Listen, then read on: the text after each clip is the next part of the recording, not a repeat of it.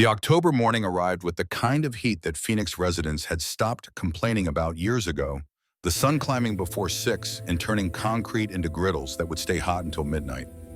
Ethan Walker woke at 5:47 under a rusted bus shelter on East Van Buren Street, his home for 3 weeks, since a construction crew had chased him from the previous squat behind a closed furniture store.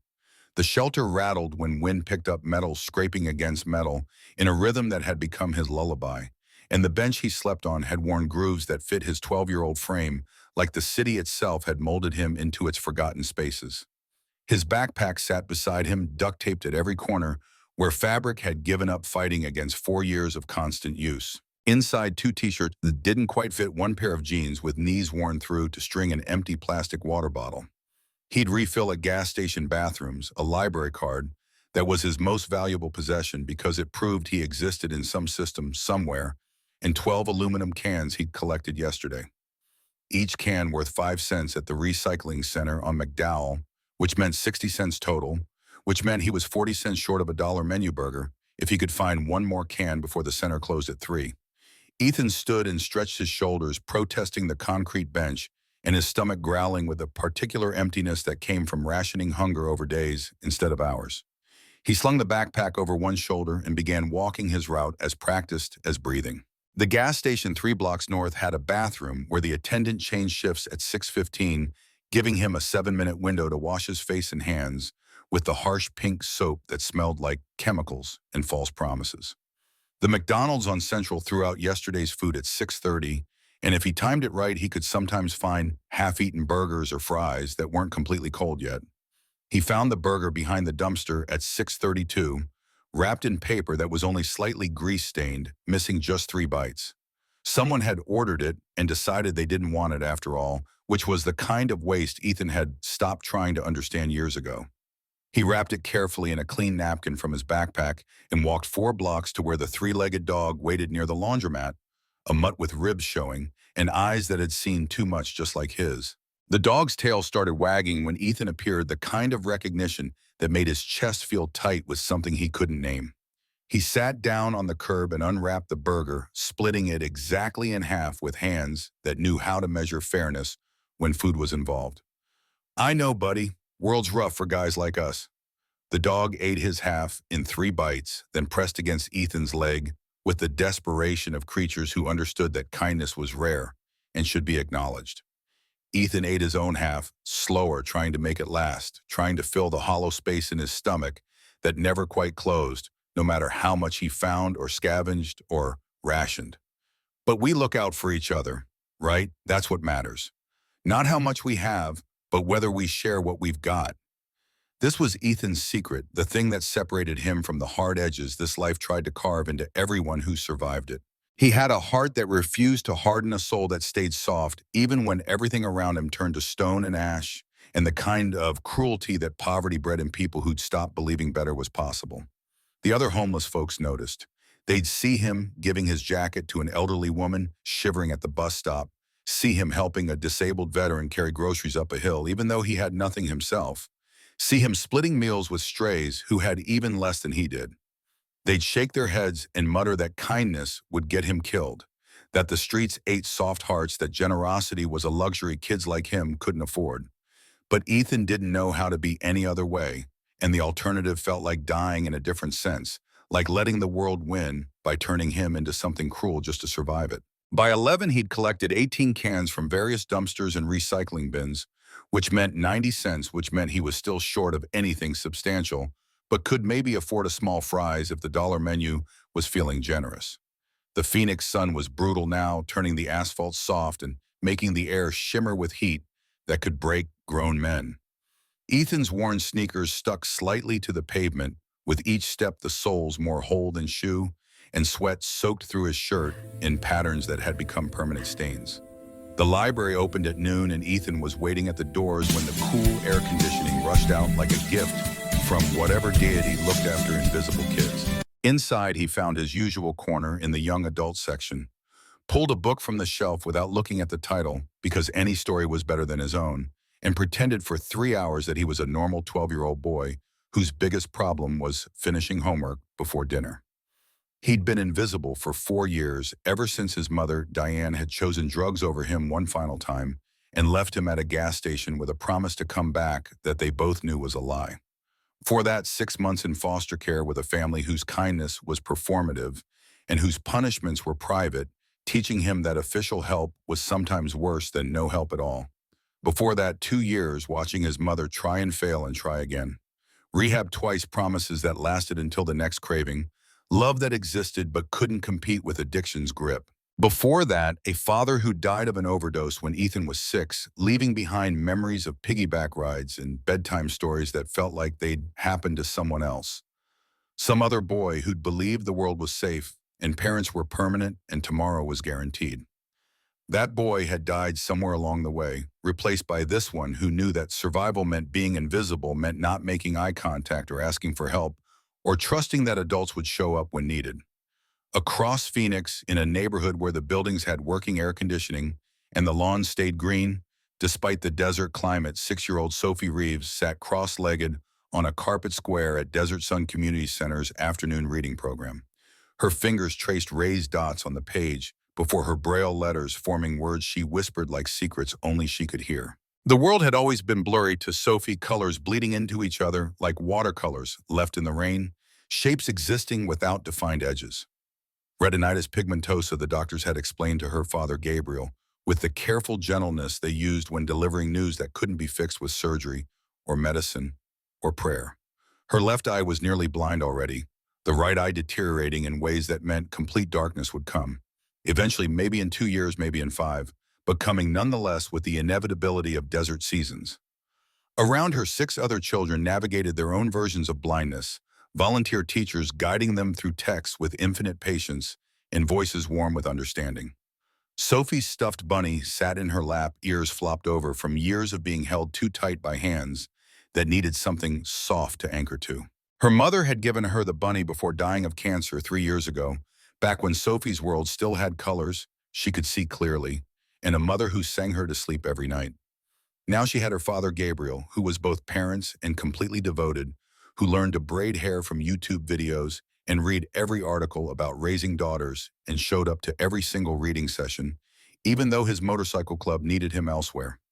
The volunteer teacher's voice filled the small room with descriptions of a garden where flowers grew in every color imaginable, and Sophie smiled while imagining blues and reds and yellows she could only half remember from before her vision had started fading. She loved these afternoons, loved the quiet concentration of children who were learning to navigate darkness together, loved the way books became accessible through raised dots and patient voices. Her nanny Rosa was supposed to pick her up at 4, had picked her up at 4 every single day for 8 months, reliable as the Phoenix heat and twice as comforting. Sophie knew this schedule the way she knew her father's voice, trusted it, the way she trusted that her bunny would still be in her arms when she woke up from nightmares about her mother. At 3:47, the basement generator exploded with a sound like the world ripping apart.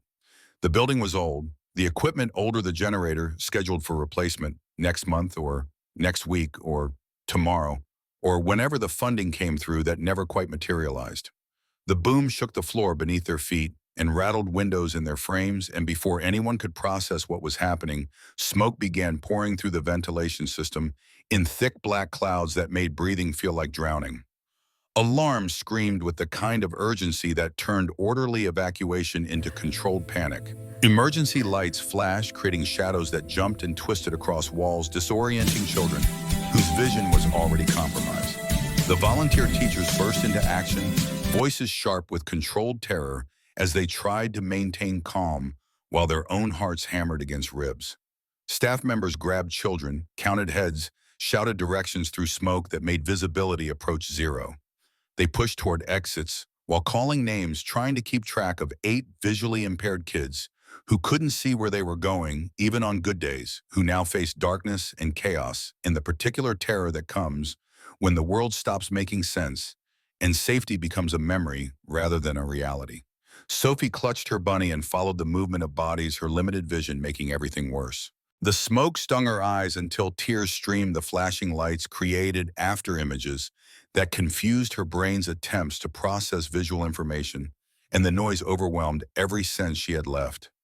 She reached for the teacher's hand, but there were too many hands, too much movement, too many bodies pushing toward doors in the desperate mathematics of survival.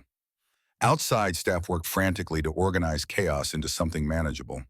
They lined children up on the curb, counting and recounting, while fire trucks approached with sirens that added to the auditory assault. Parents screeched into the parking lot in various stages of panic reunions, happening in tears and embraces tight enough to hurt. Phone calls were made, names were shouted, the attendance roster was checked and double-checked against small faces that were crying or silent with shock.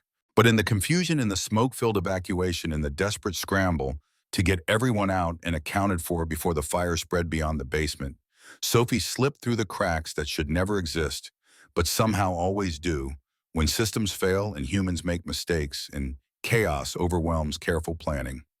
She stood on the curb, small and alone, her bunny pressed against her chest like armor that wouldn't protect her from anything except the emptiness of having no one's hand to hold. The noise was overwhelming, children crying, adults shouting sirens, approaching voices, calling names that weren't hers. Rosa was nowhere, lost in the crowd, or stuck in traffic, or delayed by something Sophie's 6-year-old brain couldn't imagine.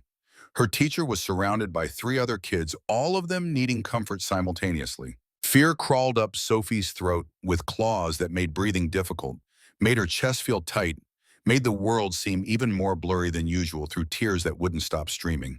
She was 6 years old and lost and scared, and the people who were supposed to keep her safe were too busy keeping other people safe to notice that she'd become invisible. So Sophie did what terrified 6-year-olds do when rational thought is impossible and instinct takes over.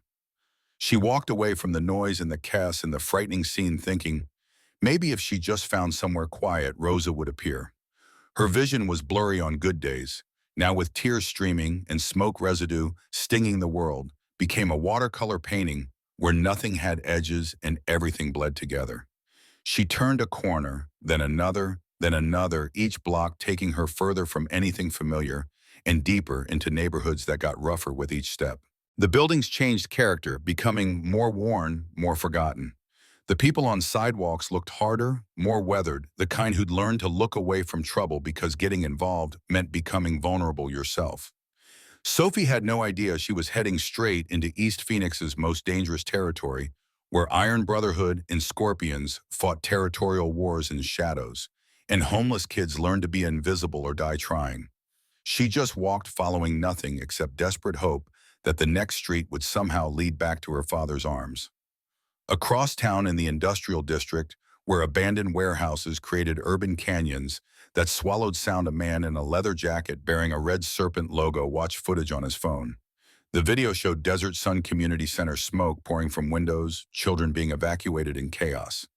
He spoke into his phone with the casual tone of someone discussing weather rather than orchestrating a crime.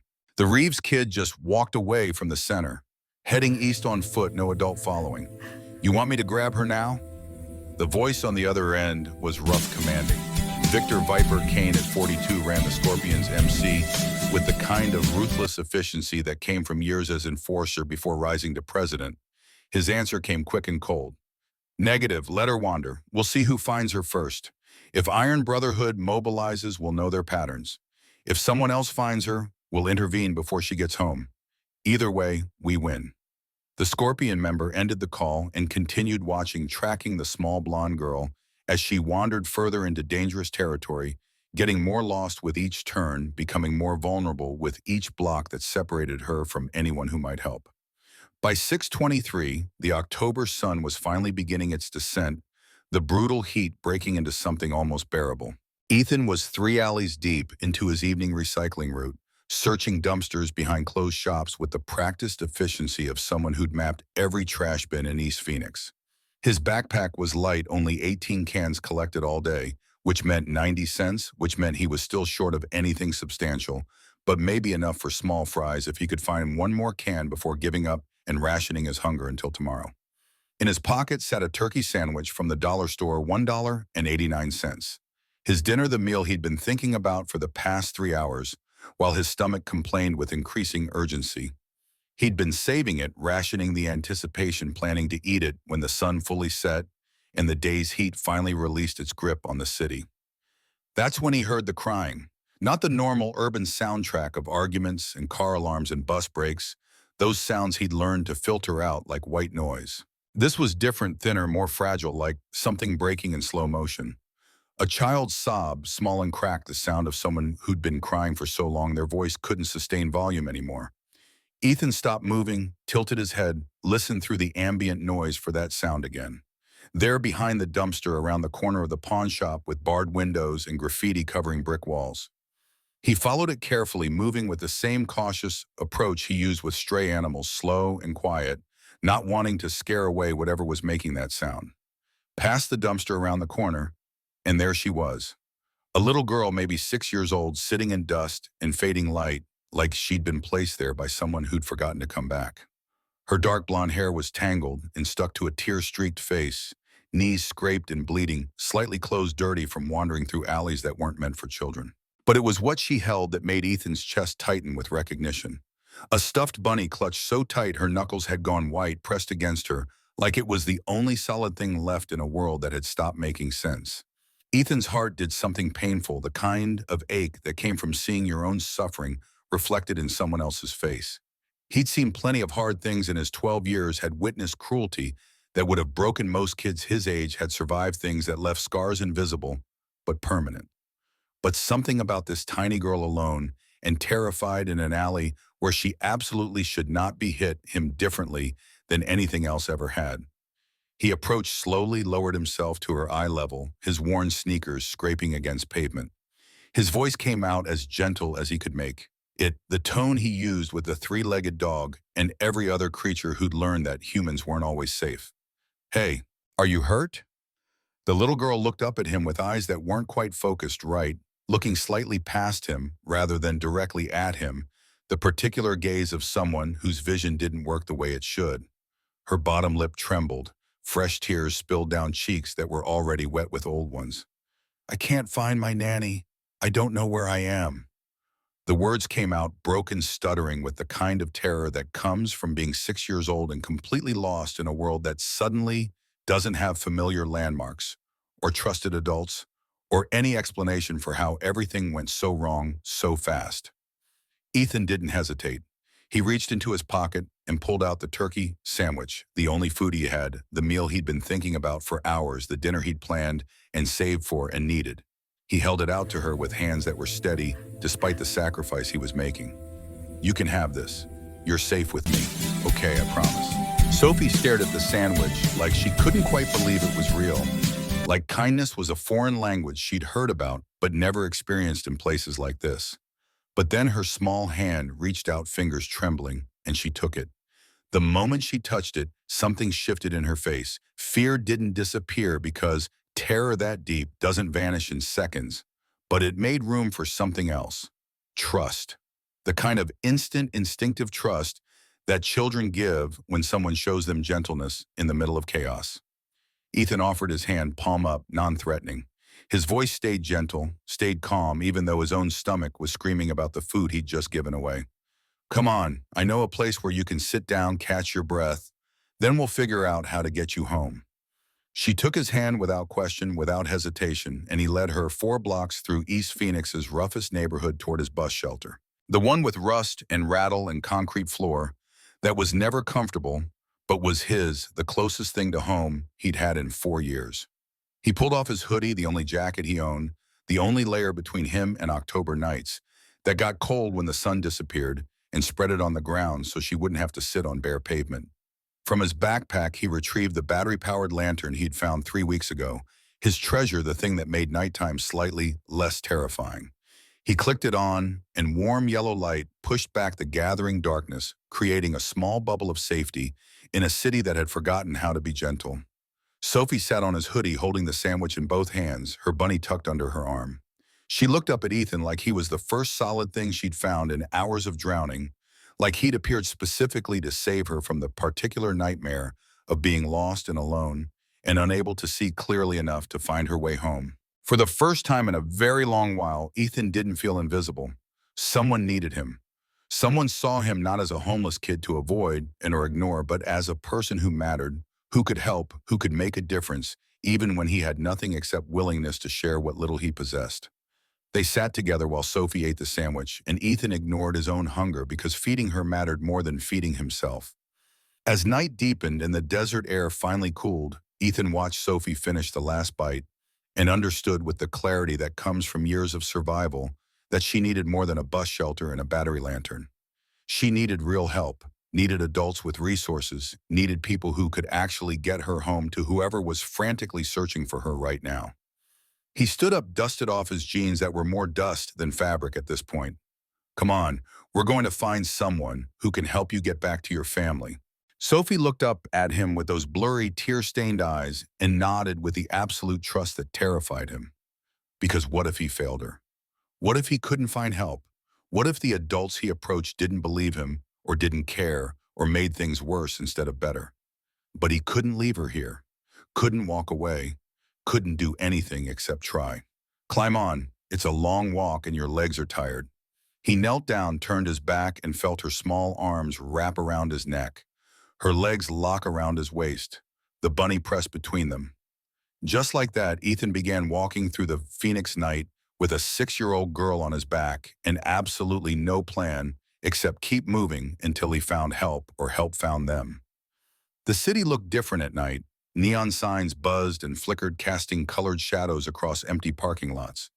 Streetlights created pools of yellow that made the darkness between them seem deeper. Cars passed without slowing, their headlights sweeping over the boy and the girl, like they were just another piece of urban furniture, present but unimportant, visible but not worth stopping for.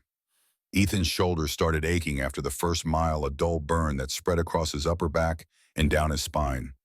His legs protested after the second mile, muscles that didn't have enough fuel to sustain this kind of exertion. But he didn't put her down. Couldn't put her down because Sophie's arms were wrapped around him like he was the only solid thing in a world that had betrayed her, and Ethan understood with bone-deep certainty what it meant to need someone to hold on to. They stopped at a gas station on the east side. Ethan used the outdoor faucet to fill his water bottle, letting Sophie drink first before taking a few sips himself.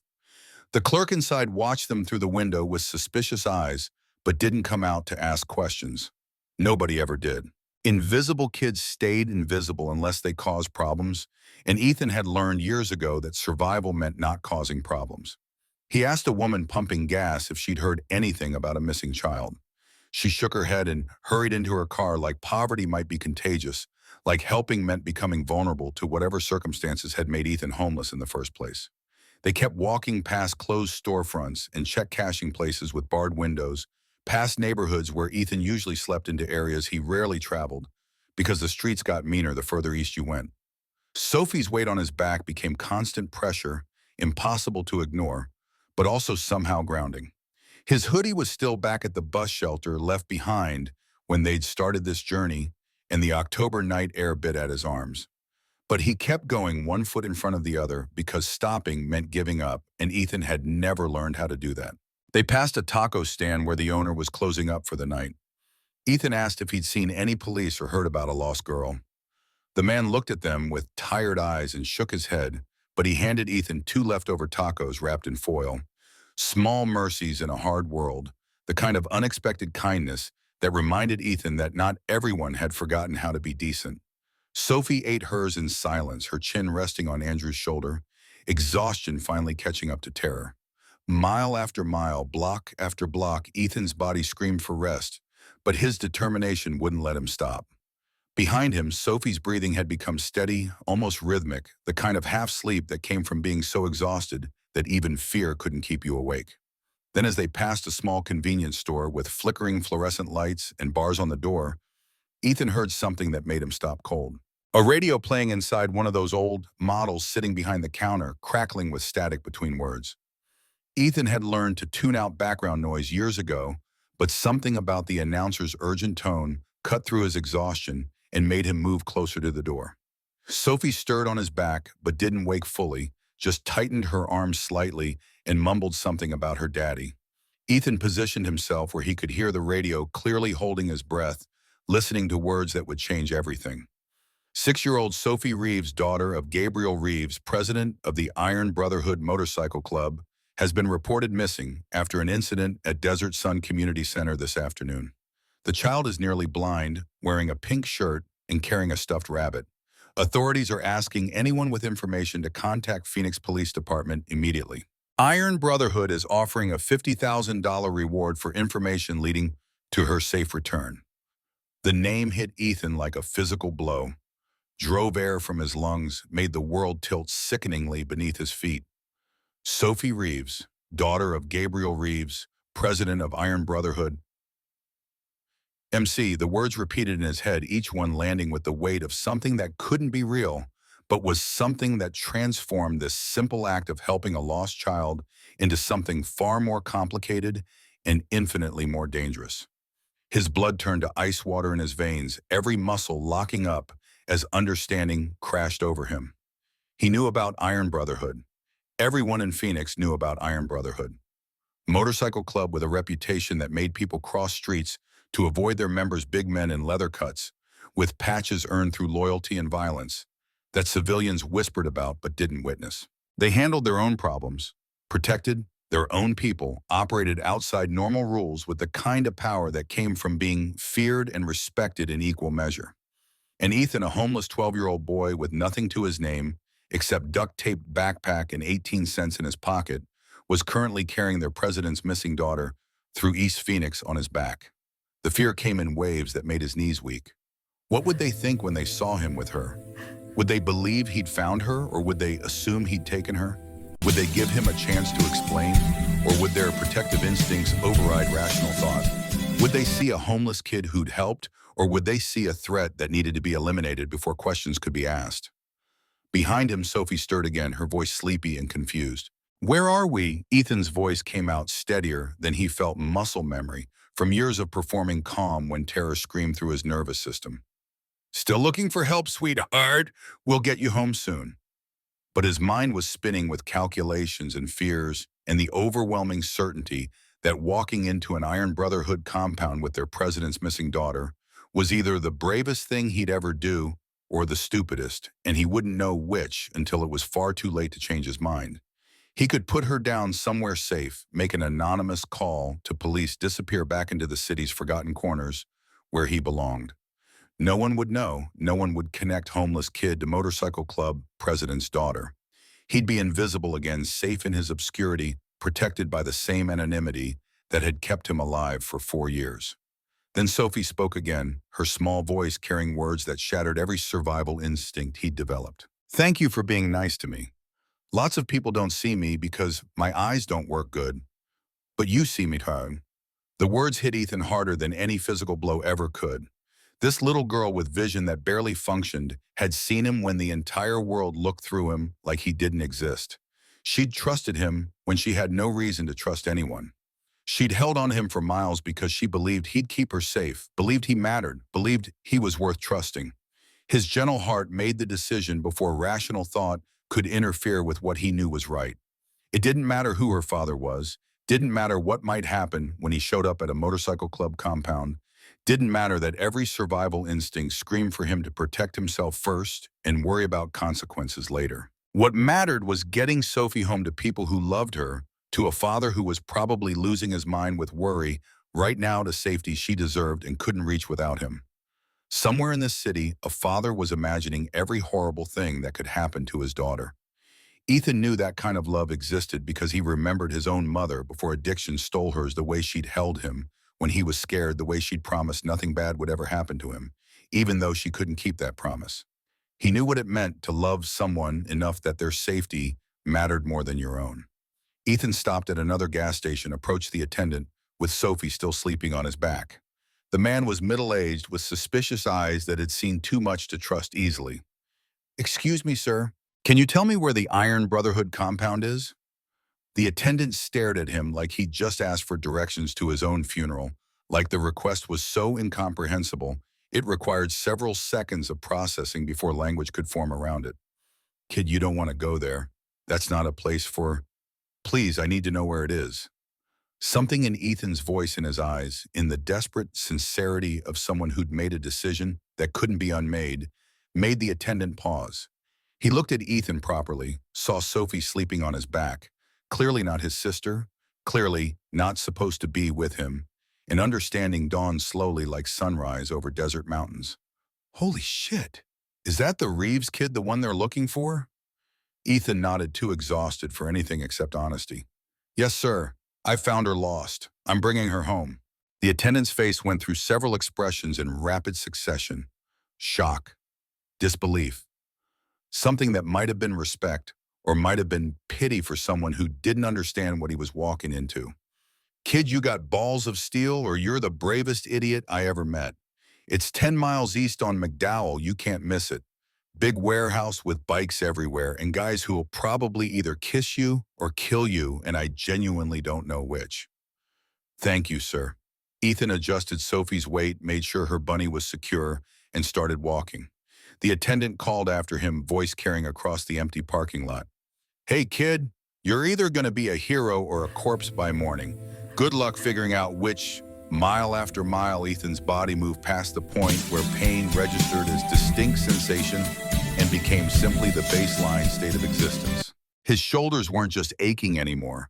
They'd gone numb in the way that suggested actual damage was occurring. His back felt like someone had driven knives between his vertebrae and was twisting them with each step. His feet bled inside his shoes, moisture making his worn socks stick to skin that had blistered and torn. But he walked faster now, driven by clarity and that cut through exhaustion like light through darkness. Sophie needed to be home. Her father needed to know she was safe. And Ethan was the only one who could make that happen, the only bridge between her terror and her safety, the only person in all of Phoenix who currently mattered in her world. The city changed around them as they walked, buildings becoming more industrial neighborhoods, shifting from residential to commercial to something else entirely. Empty lots appeared between structures, chain link fences, topped with razor wire marked boundaries that were meant to keep people out or keep them in. The rumble of motorcycle engines became audible in the distance, growing louder, with each block the distinctive, deep-throated sound of Harleys that announced Iron Brotherhood territory. At 10:47, Ethan rounded a corner and saw it. The compound sat behind the fence like a fortress, floodlights on poles casting harsh white illumination across a massive parking area.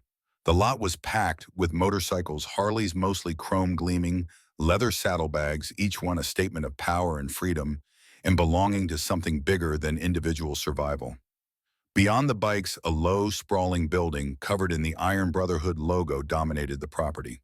A stylized skull with wings spread wide, rendered in silver and blue patches, and insignia everywhere, visual language that spoke of loyalty and brotherhood and consequences for those who threatened either. But it wasn't the fence or the lights or the building that made Ethan's breath stop in his chest. It was the men. 50 of them, maybe more, they all wearing leather cuts that marked them as members.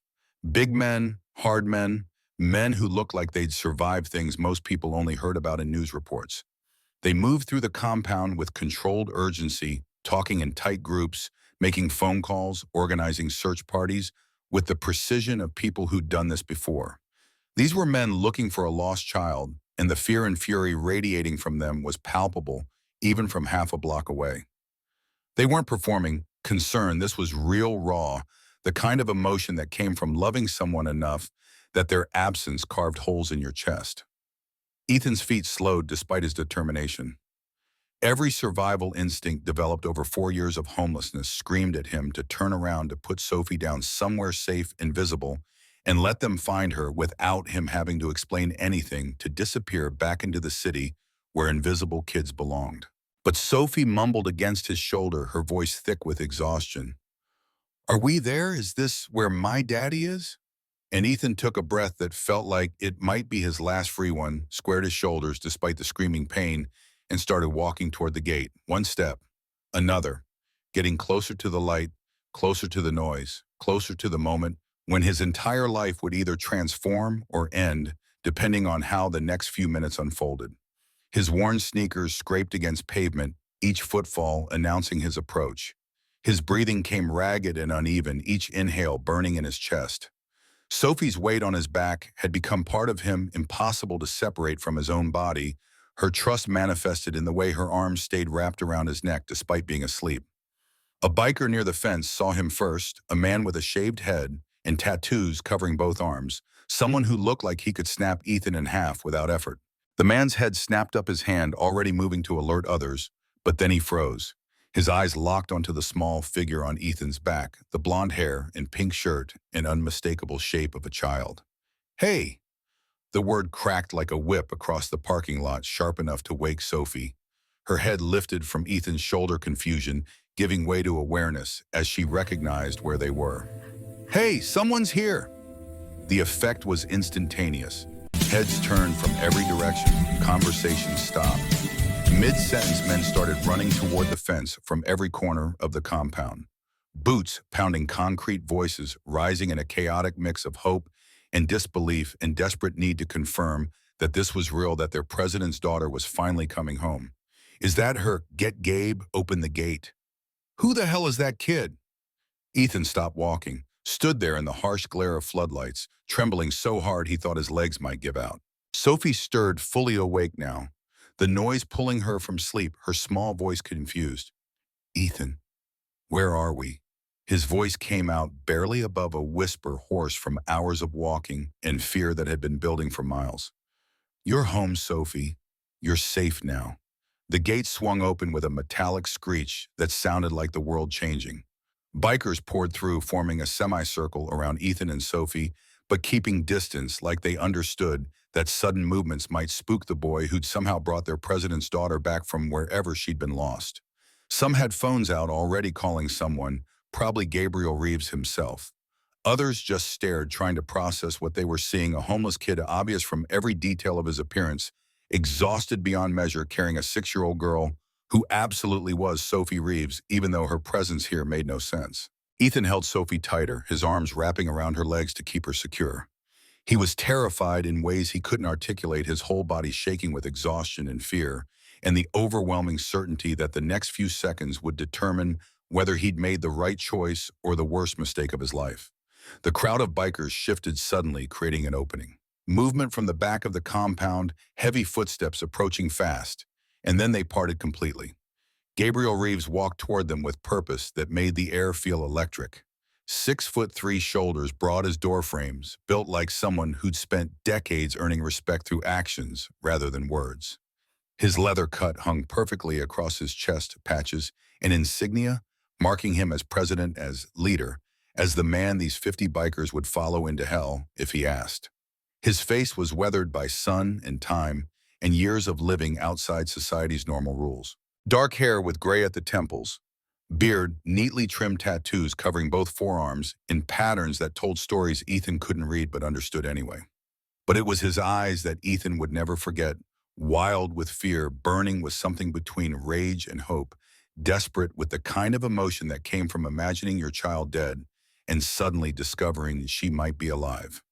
Gabriel Reeves covered the distance between them in 6 long strides, boots heavy against pavement, his presence filling the space like a storm approaching.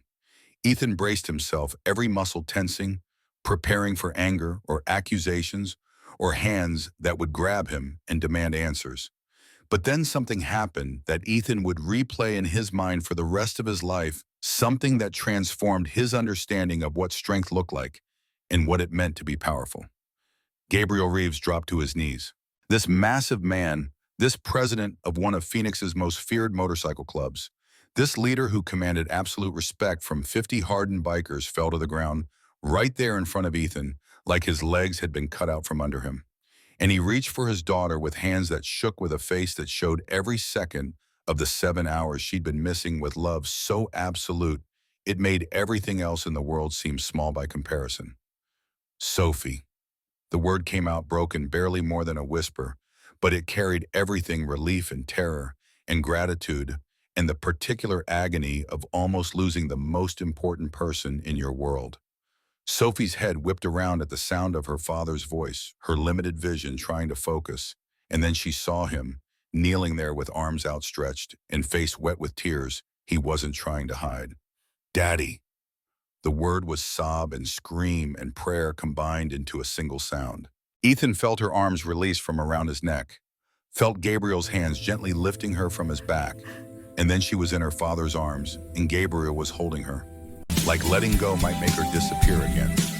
His massive hands cradled her small body with the kind of gentleness that seemed impossible from someone so large, so intimidating, so capable of violence when necessary. His face buried in her tangled hair, breathing her in, confirming through every sense that she was real and whole and safe.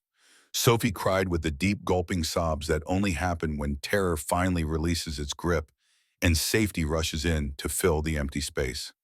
I got lost, Daddy. There was fire and smoke, and I couldn't find Rosa, and I walked and walked, and I was so scared I didn't know where you were. I know, baby girl. I know. I'm here now. I'm here. You're safe. Gabriel's voice cracked with emotion. He wasn't trying to disguise or control, tears streaming down his face, openly unashamed. His hands shook as they ran through her hair over her back, checking for injuries, making absolutely certain she was unharmed. Around them, the bikers stood in silence. Tough men with hard faces and harder reputations, watching their president hold his daughter, and not a single one of them looked away or pretended this wasn't happening. Some had their own tears tracking down weathered cheeks. Others had jaws clenched so tight muscles jumped. All of them understood they were witnessing something sacred, something that transcended the usual boundaries between strength and vulnerability. Ethan stood there swaying on legs that had finally hit their absolute limit, his arms hanging at his sides, empty and purposeless. His job was done. Sophie was home safe in her father's arms. He could disappear now, slip back into the shadows where homeless kids belonged, return to his bus shelter and his recycling rounds and his invisible life where no one knew his name and no one would remember he'd existed. He took one step backward, muscles screaming, vision blurring at the edges. That's when Gabriel looked at him. Gabriel's eyes lifted from Sophie still holding her against his chest with one arm and focused on the boy standing 3 feet away. The assessment took maybe 5 seconds but felt longer, his gaze tracking every detail that told the story Ethan couldn't hide even if he wanted to. Homeless. The word didn't need to be spoken to be understood. Clothes hung wrong, fabric worn thin at seams, and cuffs dirt ground into fibers that no amount of gas station bathroom washing could fully remove. Jeans with knees that had gone from holes to strings, held together more by habit than structure. The backpack told its own story, duct tape forming silver patterns where fabric had surrendered years ago. Sneakers that were mostly sole-shaped holes, toes visible through gaps that let in rain and cold, in the desert heat that melted asphalt. The boy's frame spoke of months without enough food, maybe years. Shoulders too narrow for someone who should still be growing, arms that hadn't developed the muscle mass 12-year-olds were supposed to have, cheekbones sharp enough to cast shadows in the harsh floodlights. His face carried dirt that had become permanent, the kind that settled into pores and stayed there, because daily showers were luxury rather than routine. But Gabriel also saw the trembling, the physical exhaustion that went beyond tired into something approaching collapse. The boy's legs shook visibly, muscles that had been pushed past their limits and were now operating on willpower alone. His shoulders slumped forward, curved in ways that it suggested carrying weight for distances bodies shouldn't sustain. Breath came in gasps that hurt to watch, each inhale visible as his chest heaved. The fear was there too, still present, despite delivering Sophie safely. This kid expected nothing good hoped for. Les was already preparing to run or defend himself or accept whatever punishment came next. Because that's what invisible kids learned kindness was, temporary trust was dangerous. And good things got taken away before you could believe they were real. Gabriel stood, slowly, careful movements that wouldn't spook the boy who looked ready to bolt. He shifted Sophie to his hip, her arms locked around his neck like she'd never let go, and took one step toward Ethan. The boy flinched but held his ground.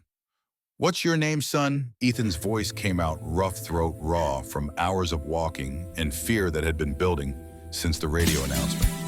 Ethan Walker. You found her, you brought her here." "Yes, sir, I heard her crying behind a pawn shop on East Van Buren.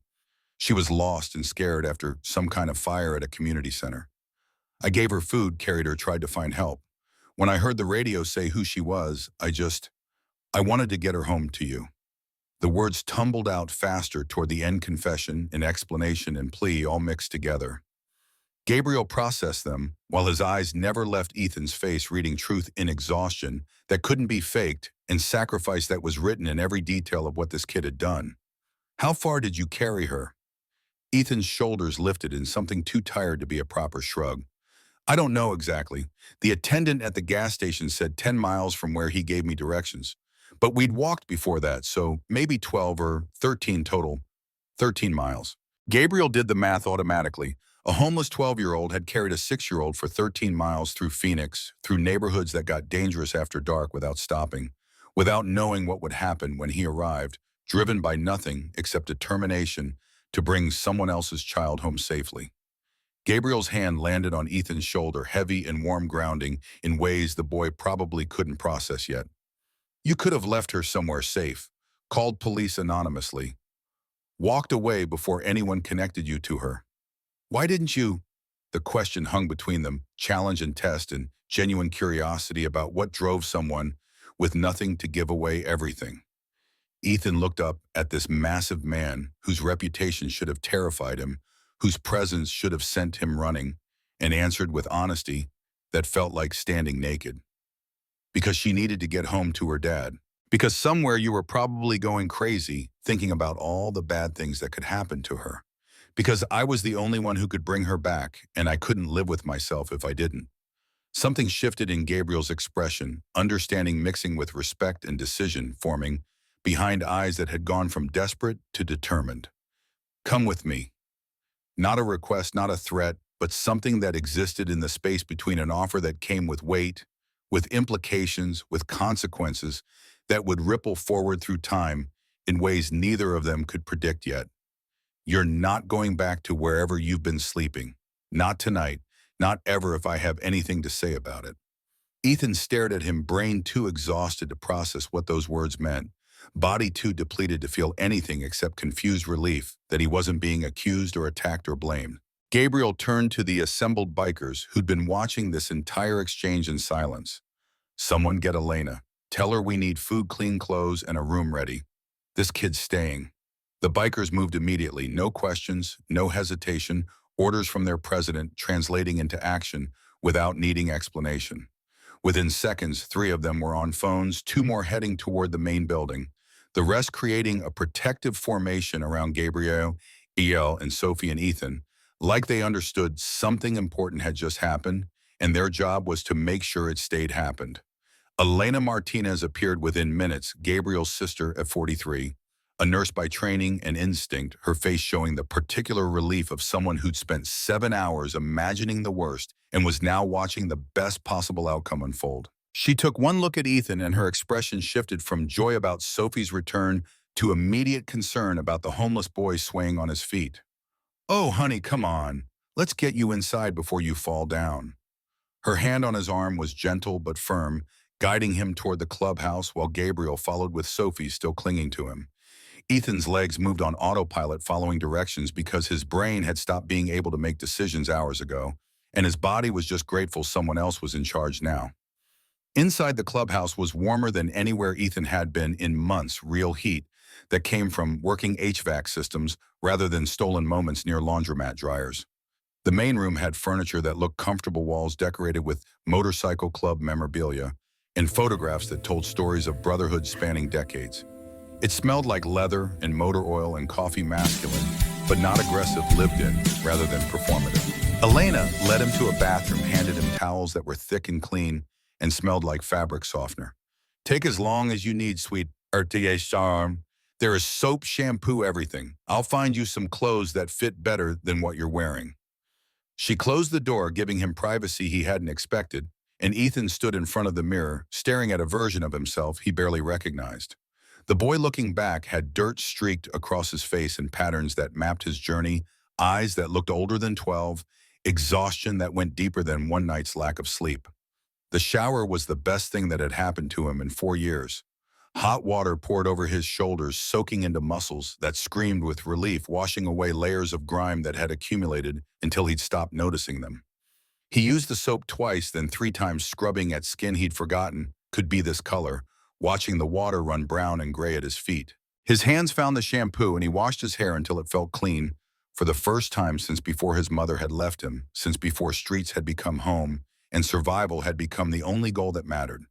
The heat soaked into his bones, into places that had been cold for so long he'd accepted it as permanent condition.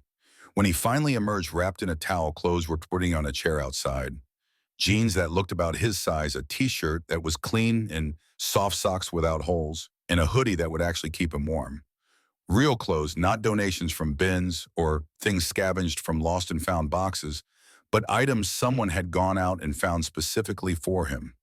He dressed slowly, hands shaking slightly from exhaustion and overwhelming confusion about what was happening. The jeans fit better than anything he'd worn in years. The shirt was comfortable against his clean skin. The socks felt like luxury he'd forgotten existed. When he looked at himself in the mirror again, the transformation was startling. Same face, same dark eyes, same features, but cleaner, less like a street kid and more like just a kid.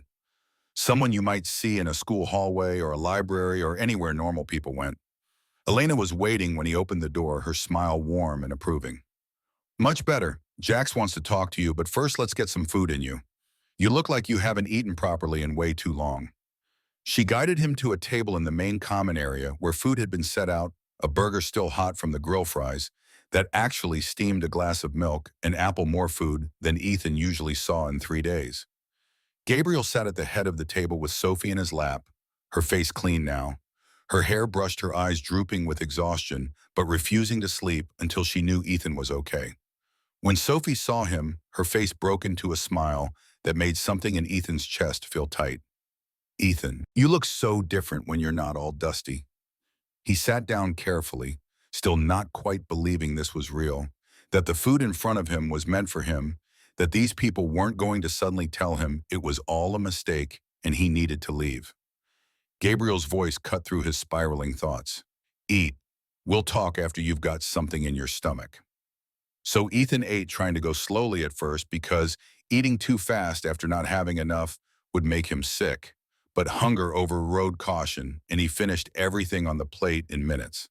Elena immediately brought more, a second burger, more fries, other glass of milk, and Ethan ate that too, while Gabriel watched with an expression that was hard to read. When the food was finally gone and Ethan's stomach felt fuller than it had in memory, Gabriel leaned forward. Tell me your story, kid, all of it. The request was gentle but absolute, the kind of thing you didn't refuse from a man who'd just fed you and given you shelter and was currently deciding what happened next in your life. So Ethan told him haltingly at first, then, with more confidence, as Gabriel listened without interruption, without judgment, just absorbing information. He told him about his father dying of an overdose when Ethan was 6, about his mother trying and failing, and trying again, about rehab that didn't stick, and promises that couldn't be kept, and love that existed but couldn't compete with addiction's grip. He told him about being left at a gas station at 8 years old, about foster care that was worse than the streets, about 4 years of survival that had taught him being invisible meant staying alive. He told him about finding Sophie, about the decision to give her his only food, about carrying her because walking away would have meant letting the world win by making him cruel. He told him about the radio announcement and the terror that had nearly made him put her down and run, and the choice to keep going because Sophie deserved to be home more than he deserved to be safe. Gabriel listened to all of it, his expression unreadable, but his attention absolute. Sophie had fallen asleep in his arms, exhaustion finally claiming her, but her hands still clutched her father's, leather cut like letting go would make everything disappear. When Ethan finished, the silence stretched for several seconds before Gabriel spoke. You got any family? Anyone looking for you? Ethan shook his head. No, sir, never really did. My mom's brother, Uncle Victor, he came to my dad's funeral, said he'd help us. But after Mom left me, I never saw him again. Don't even know how to find him.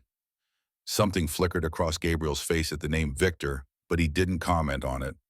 Where were you planning to sleep tonight before all this happened? Bus shelter on Grant Street. It's where I've been staying for a few weeks. Gabriel nodded slowly, like he'd expected that answer, like it confirmed something he'd already suspected. You're staying here tonight. We've got a room, a real bed. You'll sleep inside, eat breakfast in the morning, and then we're going to figure this out properly. Ethan's confusion must have shown on his face because Gabriel's expression softened slightly. Not quite a smile, but close. You saved my daughter, Ethan. You gave her your food when you barely had anything. You carried her 13 miles when your body was already running on empty. You brought her home when you were terrified of what we might do to you. That means something to us. That means everything to us. He paused, making sure Ethan was listening, making sure the words landed with their full weight. You're not going back to those streets. That's not a question. That's not temporary. That's permanent. We take care of people who take care of us, and you just took care of the most important person in my world. Ethan wanted to argue, wanted to explain that he didn't expect anything, that he'd just been doing what anyone should do, but the words wouldn't come. His throat felt tight, his eyes burned with tears he refused to let fall, and all he could manage was a nod. Gabriel stood carefully still, holding Sophie, who was deeply asleep now. Elena will show you to your room. Get some sleep. Tomorrow we'll start figuring out the details, but tonight you're safe. You're home. The word hung in the air between them, home, a concept Ethan had stopped believing in so long ago, he'd forgotten what it meant. Not a place to sleep temporarily, not shelter until something better came along, but home, the kind that implied permanence and belonging, and people who would still be there tomorrow. Elena guided him to a small room with a real bed, clean sheets, a window with actual glass, a door that closed and locked, though Ethan couldn't imagine using the lock because who would he be keeping out when these people had just given him everything? He lay down on the mattress, and it felt impossibly soft after 4 years of concrete and cardboard and surfaces that were never designed for human bodies. The pillow cradled his head, the sheets smelled clean. The room was warm enough that he didn't need to curl into a ball to conserve heat. For the first time in 4 years, Ethan cried, not from sadness or fear, but from overwhelming relief that maybe possibly the worst part of his life was over. The next morning arrived with sunlight streaming through the window and voices in the main common area that sounded relaxed rather than threatening. Ethan woke disoriented, forgetting for several seconds where he was expecting to see the rusted ceiling of his bus shelter instead of actual drywall and paint.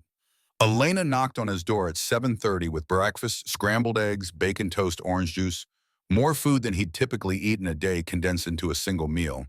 She sat with him while he ate, asking gentle questions about dietary restrictions or allergies, making notes about clothing sizes, treating him like he mattered rather than like he was charity case requiring management. After breakfast, Gabriel appeared with paperwork that made Ethan nervous until he explained what it was. We need to get you enrolled in school. Problem is you don't have birth certificate, no previous school records, nothing that proves you exist in any official system. That's going to be a fight, but it's one we're willing to have. The word school hit Ethan with force he hadn't expected. School meant routine, meant showing up somewhere consistently, meant being visible in ways that terrified him, because visibility meant vulnerability, meant people asking questions, meant systems that could take away the small stability he'd just found. Gabriel must have seen the panic because his voice gentled. I know it's scary. I know you've been surviving by staying invisible. But education gives you choices, gives you options beyond just surviving. And we're not sending you into that alone. We'll be there every step, fighting every bureaucratic battle, making sure nobody takes you away from here. Over the next 2 weeks, the transformation continued in ways that felt surreal. Iron Brotherhood bikers showed up at school district offices in leather cuts, polite but immovable, refusing to accept impossible as an answer when administrators tried to explain why enrolling a homeless kid with no records couldn't be done. Father Michael Torres appeared from his church across town, vouching for Ethan's character, offering to serve as educational liaison if that helped overcome bureaucratic obstacles.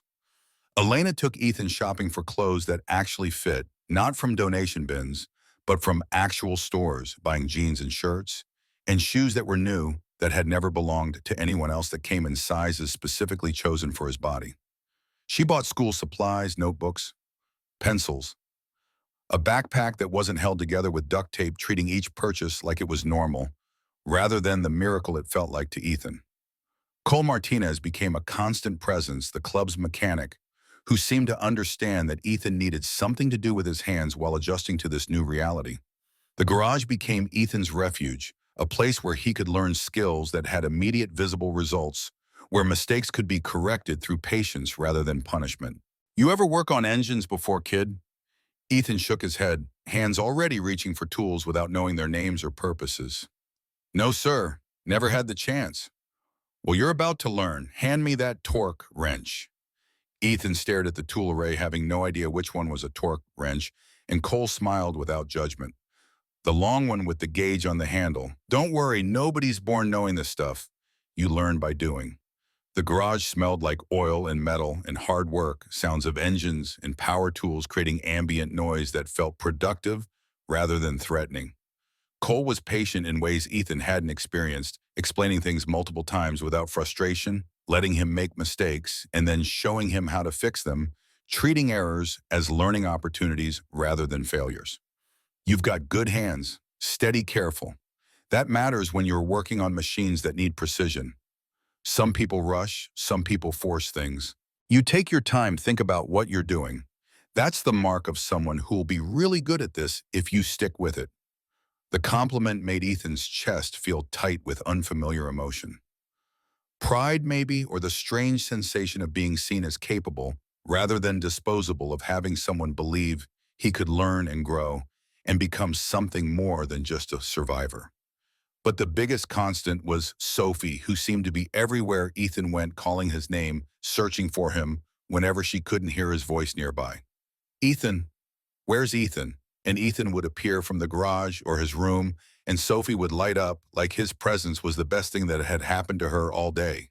She'd grab his hand, pull him toward whatever she wanted to share, chattering about her reading sessions, or something she'd heard, or a question she needed answered. Tuesday and Thursday afternoons became their ritual reading time that Sophie insisted on maintaining.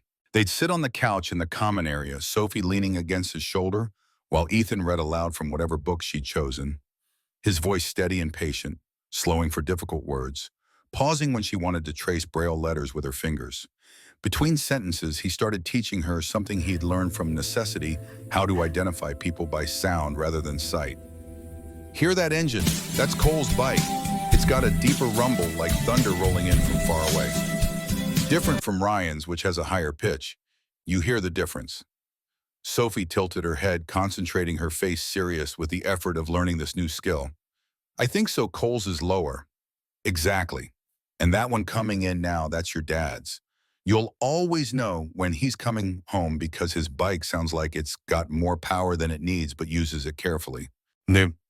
Over weeks, Sophie learned to identify every member of the club by their engine sounds, could predict who was arriving or leaving before they appeared, navigating her world through audio cues that gave her independence and confidence that vision alone couldn't provide. But underneath the surface transformation, beneath the clean clothes and regular meals, an education that was slowly becoming reality, darker currents were moving in Phoenix's underbelly.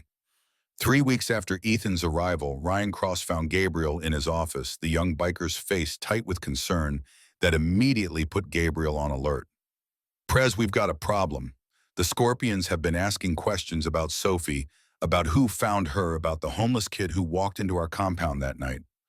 Gabriel's jaw tightened, hand automatically reaching for the phone on his desk before Ryan continued. Viper himself showed up at Eddie's bar last night. Asked the bartender if he'd seen a skinny homeless kid, said he was looking for family. But Prez Viper doesn't have kids. This is about something else, and it feels wrong. Gabriel called an emergency officers meeting, just the core leadership, Tommy Chains, the VP, Ryan, who was road captain, and Cole, the mechanic, who'd become trusted despite only being with the club for 18 months. They gathered in his office while Sophie played outside with Ethan, both of them visible through the window, both of them unaware that their safety was about to become the primary concern. Tommy laid out what he'd learned through back channels and careful inquiries. We've been hearing rumors for weeks, dismissing them as bullshit because they seemed too conspiracy-minded. But multiple sources are now saying the same thing. The fire at Sophie's community center wasn't an accident. Someone cut the fuel line on that generator. The explosion was deliberate. The evacuation was planned chaos. This wasn't random equipment failure, Prez. This was orchestrated. The words landed like physical blows, each one confirming Gabriel's worst instincts about why Sophie had been vulnerable that day. The Scorpions tried to kidnap her. They orchestrated the fire, created the confusion, planned to grab Sophie during the evacuation and use her as leverage to force us into giving up territory or operations, or both. But Ethan found her first before they could execute. Now they want to know who this kid is and whether he's a threat to their next attempt. Gabriel's blood turned cold, protective instincts overriding everything else. They want Ethan because he disrupted their plan, and because they want another shot at Sophie. If they can get to Ethan, they might be able to use him to draw Sophie out or leverage him against us because they know we've gotten attached. Gabriel stood pacing to the window where he could watch Ethan teaching Sophie something about motorcycle maintenance, both of them laughing at a joke he couldn't hear from this distance. Double security. Nobody goes anywhere alone. Eyes on both of them 24/7. And find out everything you can about the Scorpion's current operations. I want to know what they're planning before they can execute. Ryan cleared his throat, clearly uncomfortable with what he needed to say next. There's more. I did some digging on Viper. His real name is Victor Kane.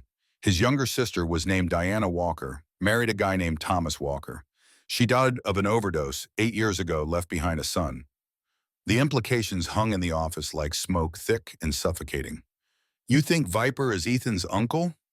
Bio-uncle who abandoned the kid when his sister died. Yeah. If he abandoned Ethan for 8 years, why is he suddenly interested now? What changed?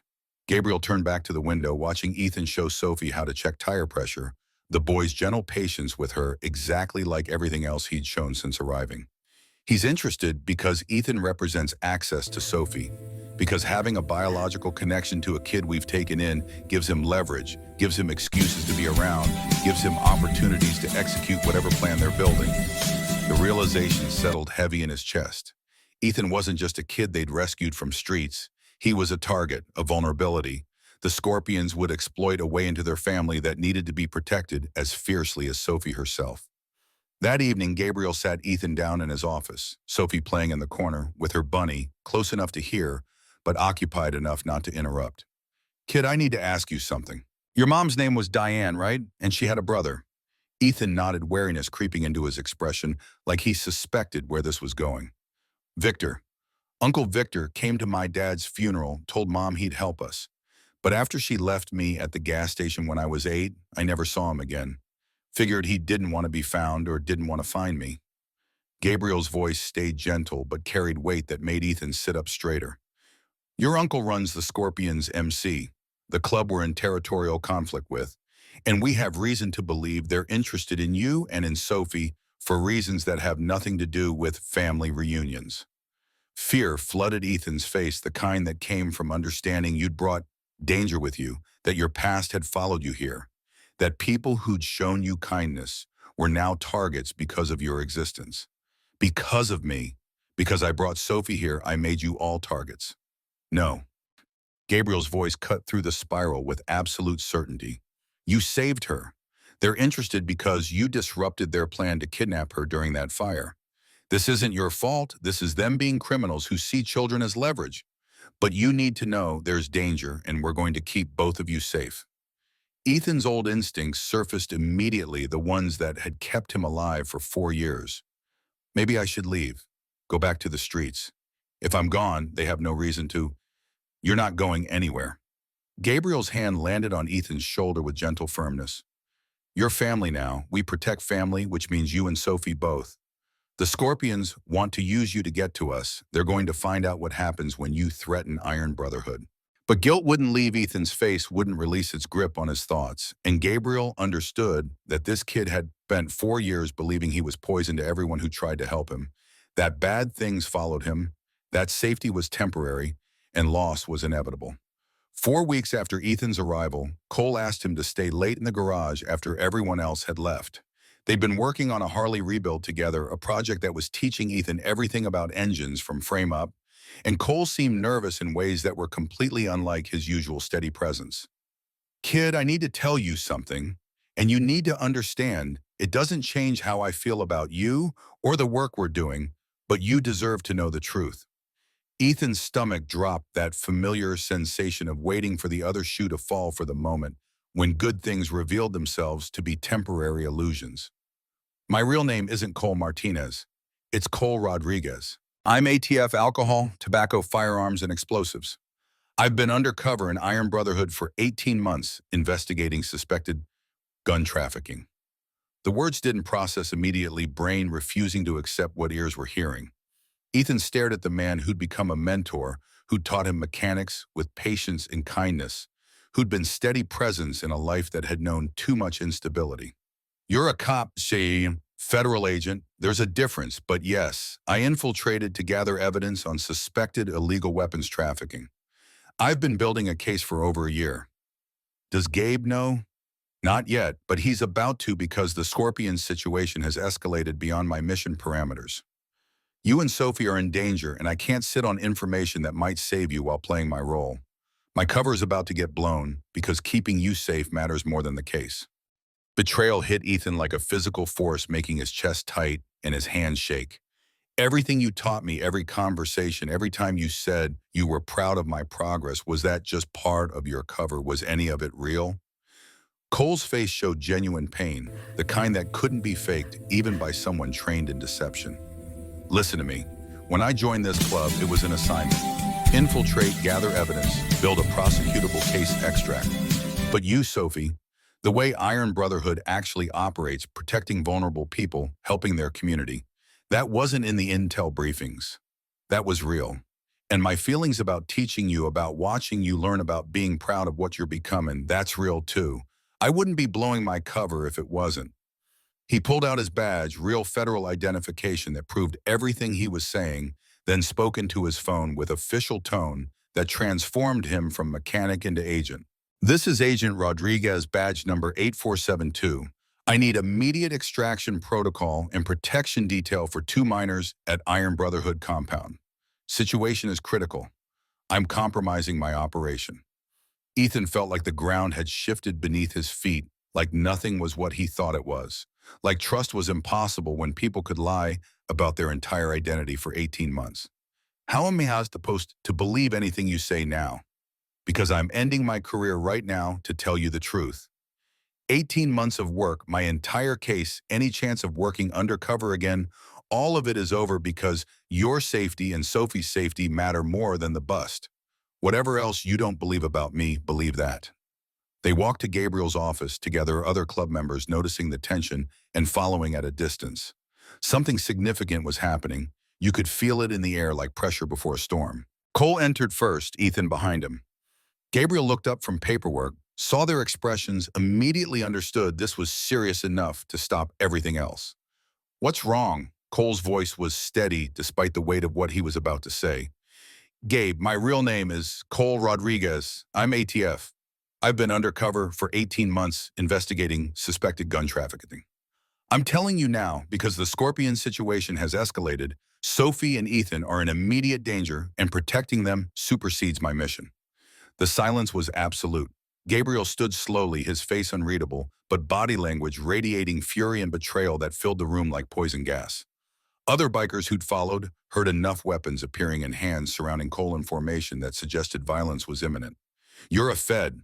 Yes, and before you decide what to do about that, you need to hear what I know about the Scorpions and what they're planning. Gabriel's voice could have frozen water. You've got 60 seconds before I let my brothers decide what happens to undercover agents who infiltrate our family. Cole talked fast words tumbling over each other in his rush to get information out before violence overtook communication. Viper Kane orchestrated Sophie's kidnapping attempt. The community center fire was deliberate. They cut the fuel line, created the chaos plan to grab her during evacuation. Ethan, finding her first, disrupted everything. Now they want him either to use as bait to draw Sophie out again or as leverage against you because they know you've grown attached. My investigation wasn't focused on you, it was focused on them. They're running bonds and drugs through Phoenix using the MC as cover. Your club came up as potential rival target, so I joined to gather intel. What I found is that Iron Brotherhood is clean, no drugs, no illegal weapons, just a motorcycle club protecting their people. That's not in my official reports, and it never will be. Gabriel processed this mind working through implications and revelations and the impossible complexity of someone being both betrayer and protector simultaneously. So you've been lying to us for 18 months. Yes, but what I told Ethan is true. My feelings about this family, about teaching him about Sophie's safety, about the brotherhood I've witnessed here, that's all real. I'm burning my career right now to make sure they're protected. That should tell you something about what I value. Tommy Chains spoke from the doorway, voice carrying urgency. Federal agents are 5 minutes out. Multiple vehicles approaching from 3 directions. Before Gabriel could respond, before the confrontation could resolve into violence or understanding or something in between, the world exploded into chaos. 3 explosions at the compound's perimeter, rapid succession, flashbangs designed to disorient and create panic. Then gunfire, automatic weapons, professional coordinated. The Scorpions weren't asking for negotiation, weren't giving warning. They were attacking with overwhelming force. Gabriel's roar cut through the chaos. "Sophie, where's Sophie?" Ryan was already moving, sprinting toward the main building. "She's with Elena in the kitchen." But even as the words left his mouth, the kitchen door burst inward, splinters flying, 3 Scorpions rushing through the breach. One of them grabbed Sophie, who was screaming and fighting with every ounce of strength her small body possessed. Elena was on the floor, blood streaming from her head, where she'd been struck with something heavy, consciousness fading. Ethan saw it happen from the office window. Watched Sophie being carried towards Scorpion's motorcycles, waiting at the breached fence, watched his worst fear materializing. People he loved were being hurt because of him, because his uncle had orchestrated this, because Ethan had brought Sophie home and disrupted their original plan. Something inside him didn't break. He transformed. 4 years of invisibility, of surviving by not being noticed, suddenly became asset rather than liability. He didn't think, didn't hesitate, just moved with purpose that came from somewhere deeper than conscious thought.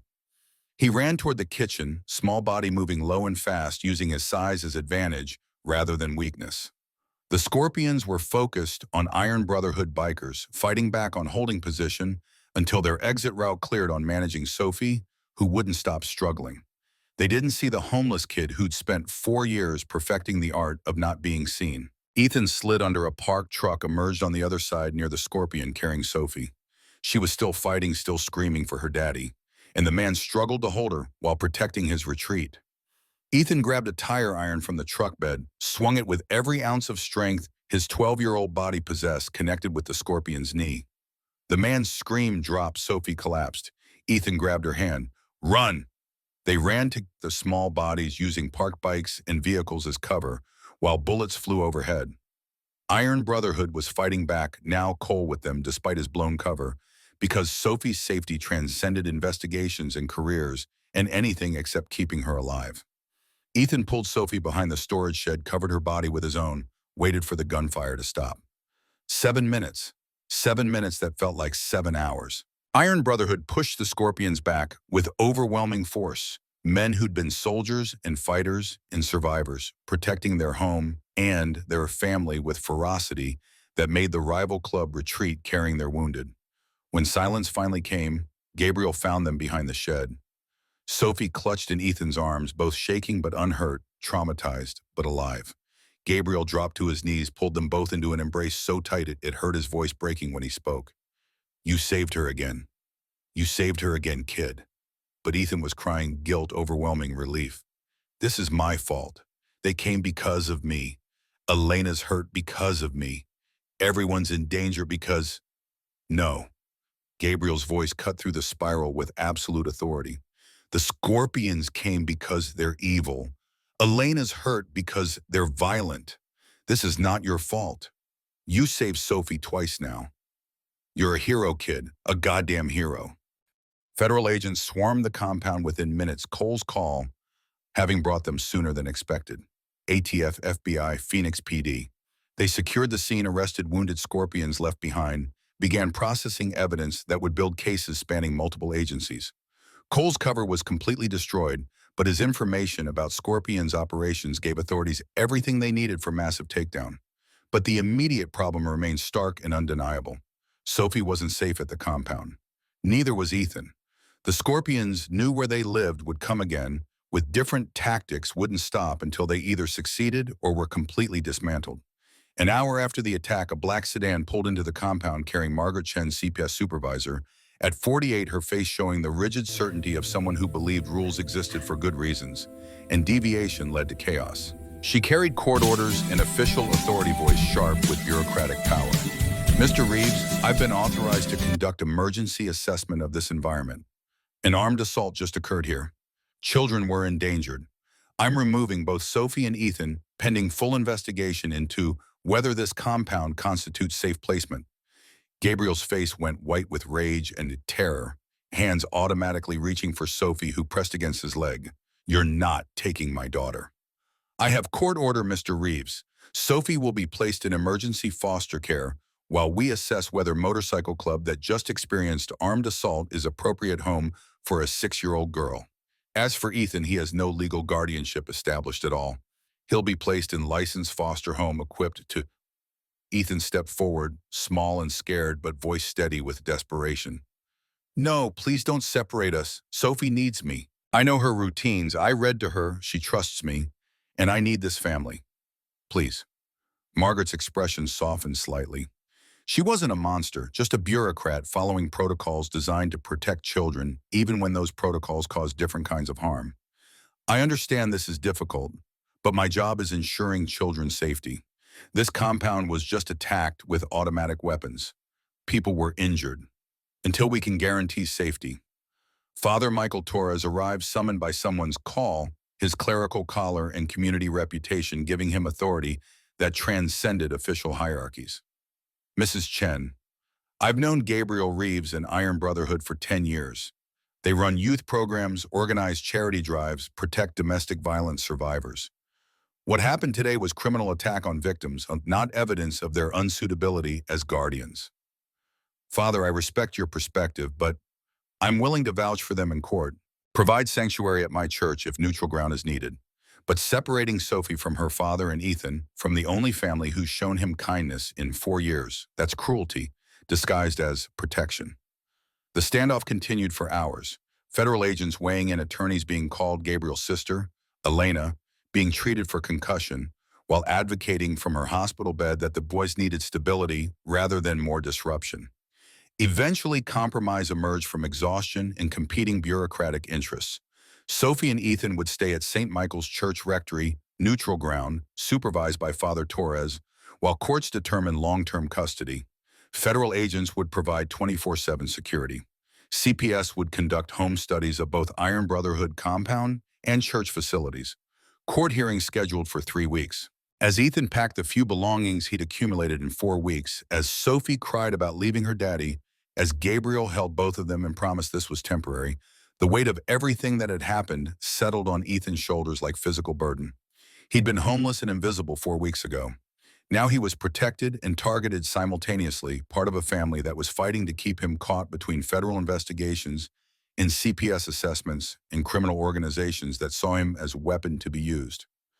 The bus shelter on Grant Street felt like a lifetime ago instead of 1 month, and Ethan wasn't sure if what he'd found was salvation or just a different kind of danger that came with price tags he hadn't known existed when he'd given a lost girl his only sandwich. Michael's Catholic Church sat on the western edge of Phoenix, where neighborhoods transitioned from industrial to residential. Its white stucco walls and red tile roof standing like monument to faith in a city that had grown too fast to remember its history.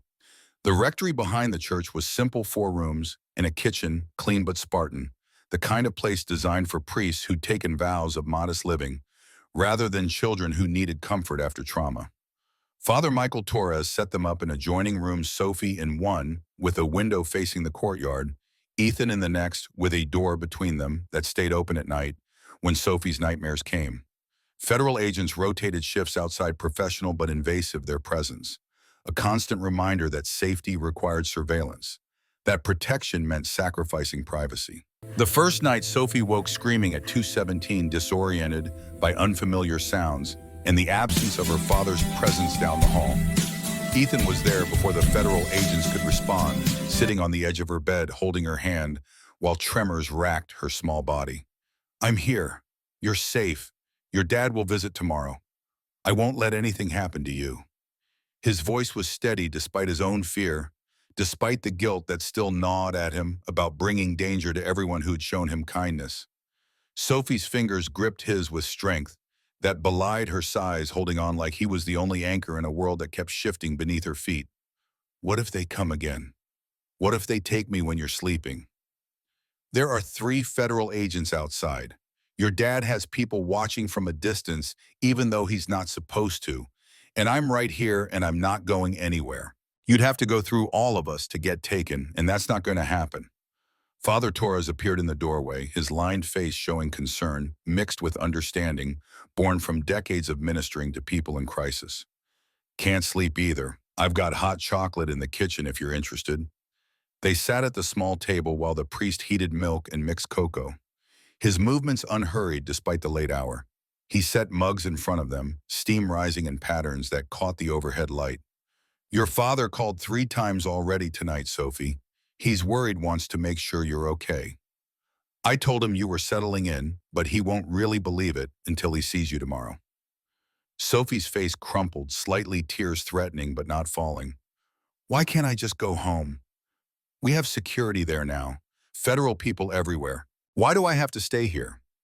Because sometimes the rules designed to protect children don't account for all the ways families can exist. Mrs. Chen sees Motorcycle Club and assumes danger. She doesn't see your father reading to you every night, or Ethan teaching you bike sounds, or Elena making sure you eat vegetables. She sees statistics and regulations instead of reality. Father Torres' voice carried frustration that suggested he'd fought these battles before and lost more often than won. But we're going to change her mind. We're going to show the court what your family actually is not, what assumptions suggest it should be. That's what the hearing is for, to prove that love and safety exist in forms that don't fit neat bureaucratic categories. Days settled into strange routine, suspended animation between crisis and resolution. Ethan attended school for the first time in his life, 7th grade at a public school 3 blocks from the church, walking there each morning with a federal agent trailing at discreet distance. The other students sensed something different about him, the invisible markers of someone who'd survived things they couldn't imagine, who moved through hallways like he was still learning to be visible. Teachers were patient in ways that suggested Father Torres had briefed them, providing extra help with material Ethan had missed during 4 years without formal education. Math was hardest concepts building on foundations he'd never learned, but reading came easier because library afternoons had given him vocabulary, even if they hadn't taught him algebra. His hands still bore calluses from working in Cole's garage, stained with engine grease that wouldn't fully wash away reminders of the person he was becoming. Sophie continued her programs with enhanced security federal agents escorting her to and from the community center that had been rebuilt with safety protocols that should have existed before. Dr. Sarah Kim monitored her vision closely, noting deterioration that was happening faster than initial projections suggested. The retinitis pigmentosa was aggressive, stealing her sight in ways that made each day's clarity something to treasure rather than take for granted. Gabriel visited daily, arriving on his Harley, with the sounds Sophie had learned to recognize from 3 blocks away, his leather cut, marking him as Iron Brotherhood president, in a world that judged him for that affiliation before knowing anything else about his character. He brought gifts and stories and fierce love that couldn't be contained by visiting hours or supervised contact protocols, holding Sophie like she might disappear if he loosened his grip even slightly. Elena came when her concussion had healed enough for doctors to clear her, bringing homemade meals and maternal presents that neither Sophie nor Ethan had enough of in their lives. She checked Ethan's homework, asked about school with genuine interest, treated him like family rather than charity case requiring management. But the visits were temporary, always ending with goodbyes that felt wrong, with Sophie crying as her father left with Ethan, watching Gabriel's motorcycle disappear down the street and wondering if this limbo would last weeks or months or forever. 2 weeks into sanctuary, Father Torres found Ethan in the church library doing homework while Sophie practiced Braille nearby. His face carried the particular expression of someone delivering news they knew would be unwelcome. Ethan, there's someone here to see you. A woman claiming to be your mother.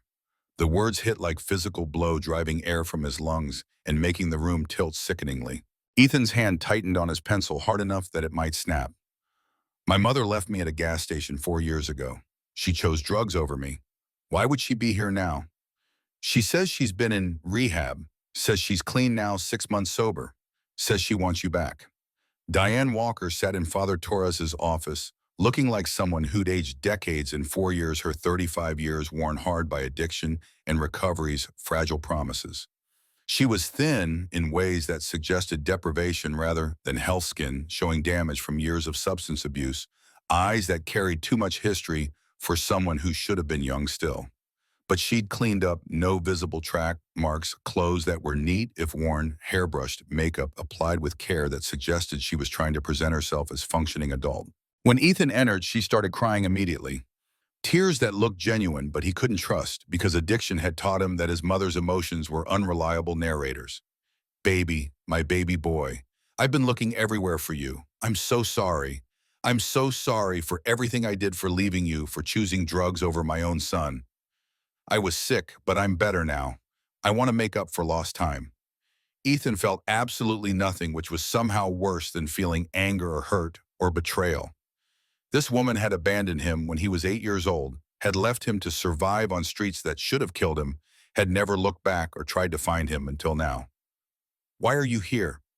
Because I'm your mother. Because I love you. Because I've been clean for 6 months and I have an apartment and I'm working and I want my son back. You heard about the reward money. Ethan's voice was flat, stating fact rather than asking question. When Sophie went missing, Iron Brotherhood offered $50,000. You heard about that, heard I was involved somehow, and you think I have access to it or that Gabriel will give you money for reuniting with me. Diane's face flushed confirmation written in her expression before words could form denials. No, I want my son. The money doesn't matter. You're lying.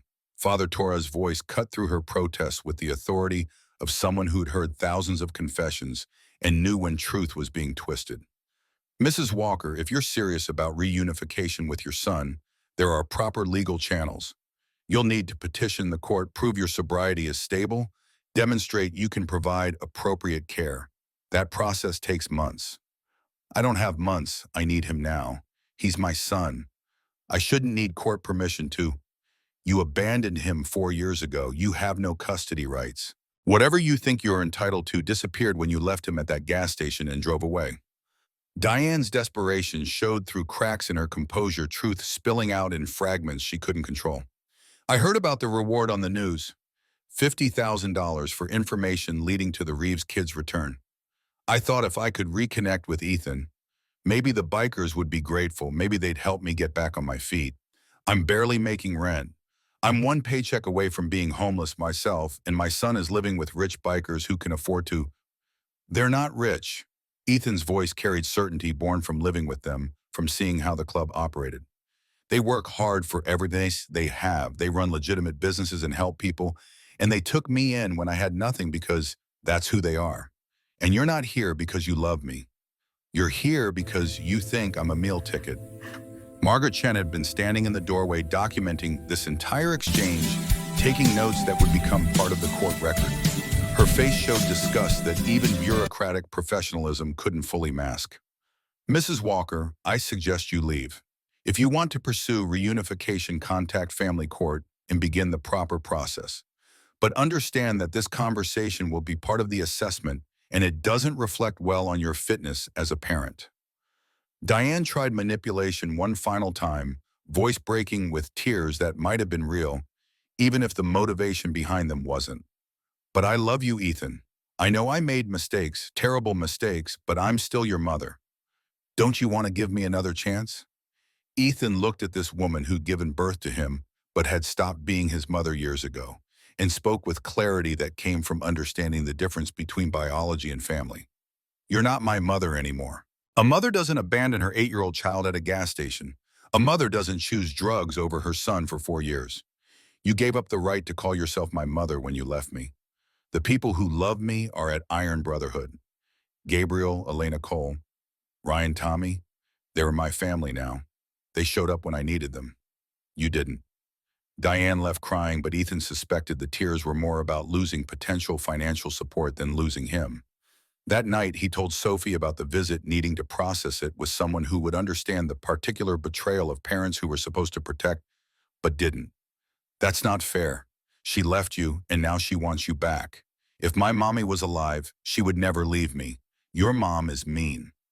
Sophie's 6-year-old sense of justice was absolute, uncomplicated by adult nuances about addiction and disease and circumstances. Ethan felt relief that someone saw the situation clearly, that his decision to reject his biological mother wasn't unreasonable or ungrateful. Yeah, but it's okay because I have real family now. Your dad, Elena, everyone at the compound. And I have you.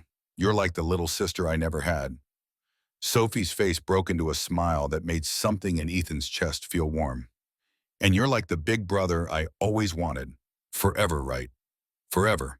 3 weeks after the attack, family court convened in a building that smelled like anxiety and bureaucracy, fluorescent lights, casting everything in harsh illumination that made people look sicker than they were.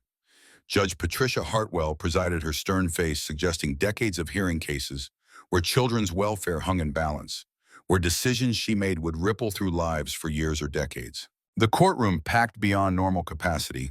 Iron Brotherhood bikers in leather cuts they'd cleaned and pressed, looking respectful despite intimidating presence. CPS attorneys with briefcases full of regulations, federal agents who'd been protecting Sophie and Ethan, Father Torres and his clerical color community members who'd come to support Gabriel Media in the back row documenting everything for tomorrow's headlines. Margaret Chen presented CPS's case with professional precision that made emotion irrelevant to logic. Your Honor, while we acknowledge Iron Brotherhood has shown kindness to Ethan Walker, we must consider long-term safety.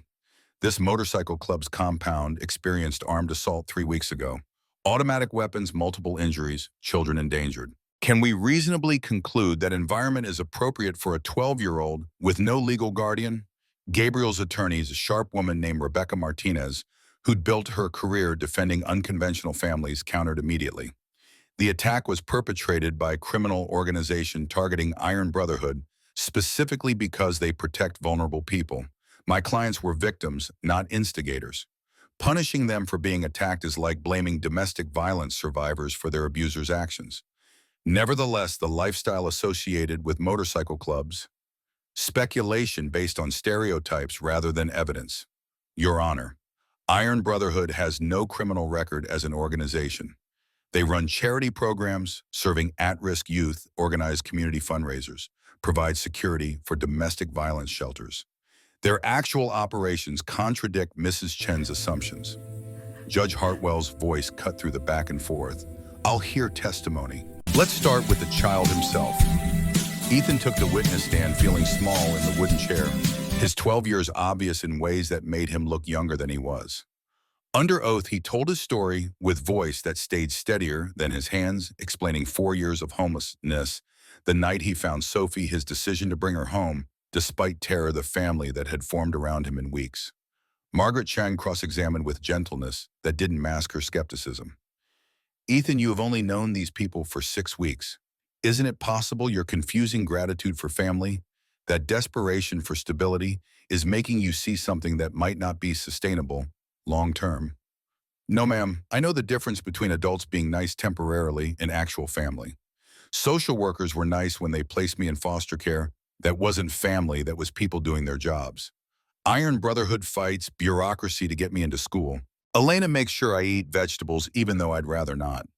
Cole teaches me mechanics, like it matters whether I learn or fail. Gabriel treats me like I'm worth protecting even when it creates problems for him. That's not gratitude. That's family. But the attack happened because bad people wanted to hurt them for protecting me and Sophie. Should we be punished because criminals exist? Should Sophie never go home because her father has enemies who are willing to use violence? That's not about whether Iron Brotherhood is safe. That's about whether we let criminals win by making victims suffer twice. The courtroom went quiet. Ethan's logic cutting through legal complexity with clarity that came from lived experience rather than abstract theory. Judge Hartwell nodded slowly. Call your next witness. Sophie took the stand with Father Torres' help, her stuffed bunny clutched against her chest, nearly blind eyes that couldn't see the judge's face clearly, but could hear the authority in her voice. The bailiff helped her reach the witness chair. Judge, allowing the bunny as comfort item because denying it would have been cruel. Sophie, can you tell me about Ethan? Her voice was small but absolutely certain. Ethan's my best friend. He found me when I was lost and scared, and I couldn't see where I was going. He gave me his food, even though he was hungry too. He carried me all the way home on his back. And now he reads to me and teaches me things, and he's always there when I have bad dreams about the attack. She paused, gathering courage for what came next. He's the best big brother ever. But honey, Ethan isn't actually your brother. Yes, he is. Sophie's voice rose with 6-year-old conviction that couldn't be argued with. Not the born kind, but the choose kind. And choose family is better because You pick people who are good, not just people you got stuck with by accident. The courtroom remained absolutely silent, her words landing with weight that made legal arguments feel hollow by comparison. Even Margaret Chan's expression softened slightly, professional detachment cracking under the force of a child's unshakable belief in what family meant. Father Torres testified next, his decade of knowing Iron Brotherhood lending credibility that civilian witnesses couldn't provide. These men have transformed from a rough motorcycle club into community guardians. What they did for Ethan, welcoming a homeless child, protecting him, investing in his future, that's consistent with everything I've witnessed over 10 years. They're not perfect, but they're genuine in their commitment to protecting vulnerable people. Dr. Sarah Kim provided medical perspective that shifted the conversation. Sophie's retinitis pigmentosa is degenerative and progressing faster than we initially projected. She needs stability. Familiar voices, trusted people who understand her disability's specific challenges.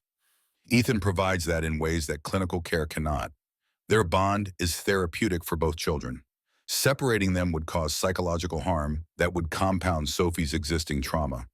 Elena testified about escaping her own abusive marriage, about Gabriel saving her life by providing sanctuary when her ex-husband threatened to kill her, about the Iron Brotherhood's actual mission of protecting people whom the system had failed. Ethan saved Sophie twice, once by bringing her home, once by rescuing her during the attack. My brother saw a chance to pay forward the kindness that saved my life. This isn't charity or publicity. This is family taking care of family, because that's what families do when they are built on love instead of obligation. Cole took the stand despite his complicated position as former undercover agent, whose testimony could damage his career further. I infiltrated Iron Brotherhood expecting to find criminals. What I found was community men who'd made mistakes but were actively trying to be better. What they've done for Ethan isn't performative. I watched Gabriel fight school administrators for weeks to get him enrolled. I watched Elena research trauma-informed parenting. I watched every member of that club treat Ethan like he mattered, not because cameras were watching, but because that's who they actually are. Community members testified in waves, teachers who'd seen Ethan's progress in school, neighbors whose kids participated in Iron Brotherhood's youth programs, parents who'd watched the club organize charity drives and community cleanups, small business owners who'd witnessed them helping people without expecting recognition. Then Diane Walker took the stand. Sipas had called her, thinking a biological mother's testimony would support their position, that Ethan needed professional foster placement rather than motorcycle club guardianship. The miscalculation became apparent within minutes. Rebecca Martinez's cross-examination was surgical. Mrs. Walker, you abandoned Ethan 4 years ago, leaving him at a gas station when he was 8 years old. Why are you suddenly interested in his welfare now? I've changed. I'm 6 months sober. I'm working. I want my son back. You're 6 months into recovery from a decade-long addiction. You're currently couch surfing with another recovering addict. Your employment is part-time waitressing that barely covers basic expenses. And you told Father Torres you'd heard about a $50,000 reward. Did you believe reuniting with Ethan would give you access to that money? Diane's face flushed crimson anger and embarrassment, making her defensive. I just wanted to help him. He's my son. I have a right. You gave up those rights when you chose drugs over your child. You're not here because you love him. You're here because you see him as potential financial support. Isn't that accurate? The question hung in the air while Diane struggled to find words that wouldn't confirm what everyone in the courtroom already understood. Her silence was more damning than any admission could have been. Finally, Gabriel took the stand, having removed his leather cut out of respect for the court, wearing a button-down shirt that made him look more like concerned parent than intimidating biker. His hands were scarred from years of mechanical work and fights he'd survived, his face lined with an experience that transcended simple aging. Mr. Reeves, you've known Ethan for 6 weeks. Why are you fighting so hard for custody when you have no biological connection and no legal obligation? Gabriel's answer came without hesitation, voice carrying conviction that filled the courtroom. Because he saved my daughter's life, twice. Because he's a good kid who deserves family after 4 years of surviving alone. Because everyone else gave up on him and I won't. My wife died 3 years ago.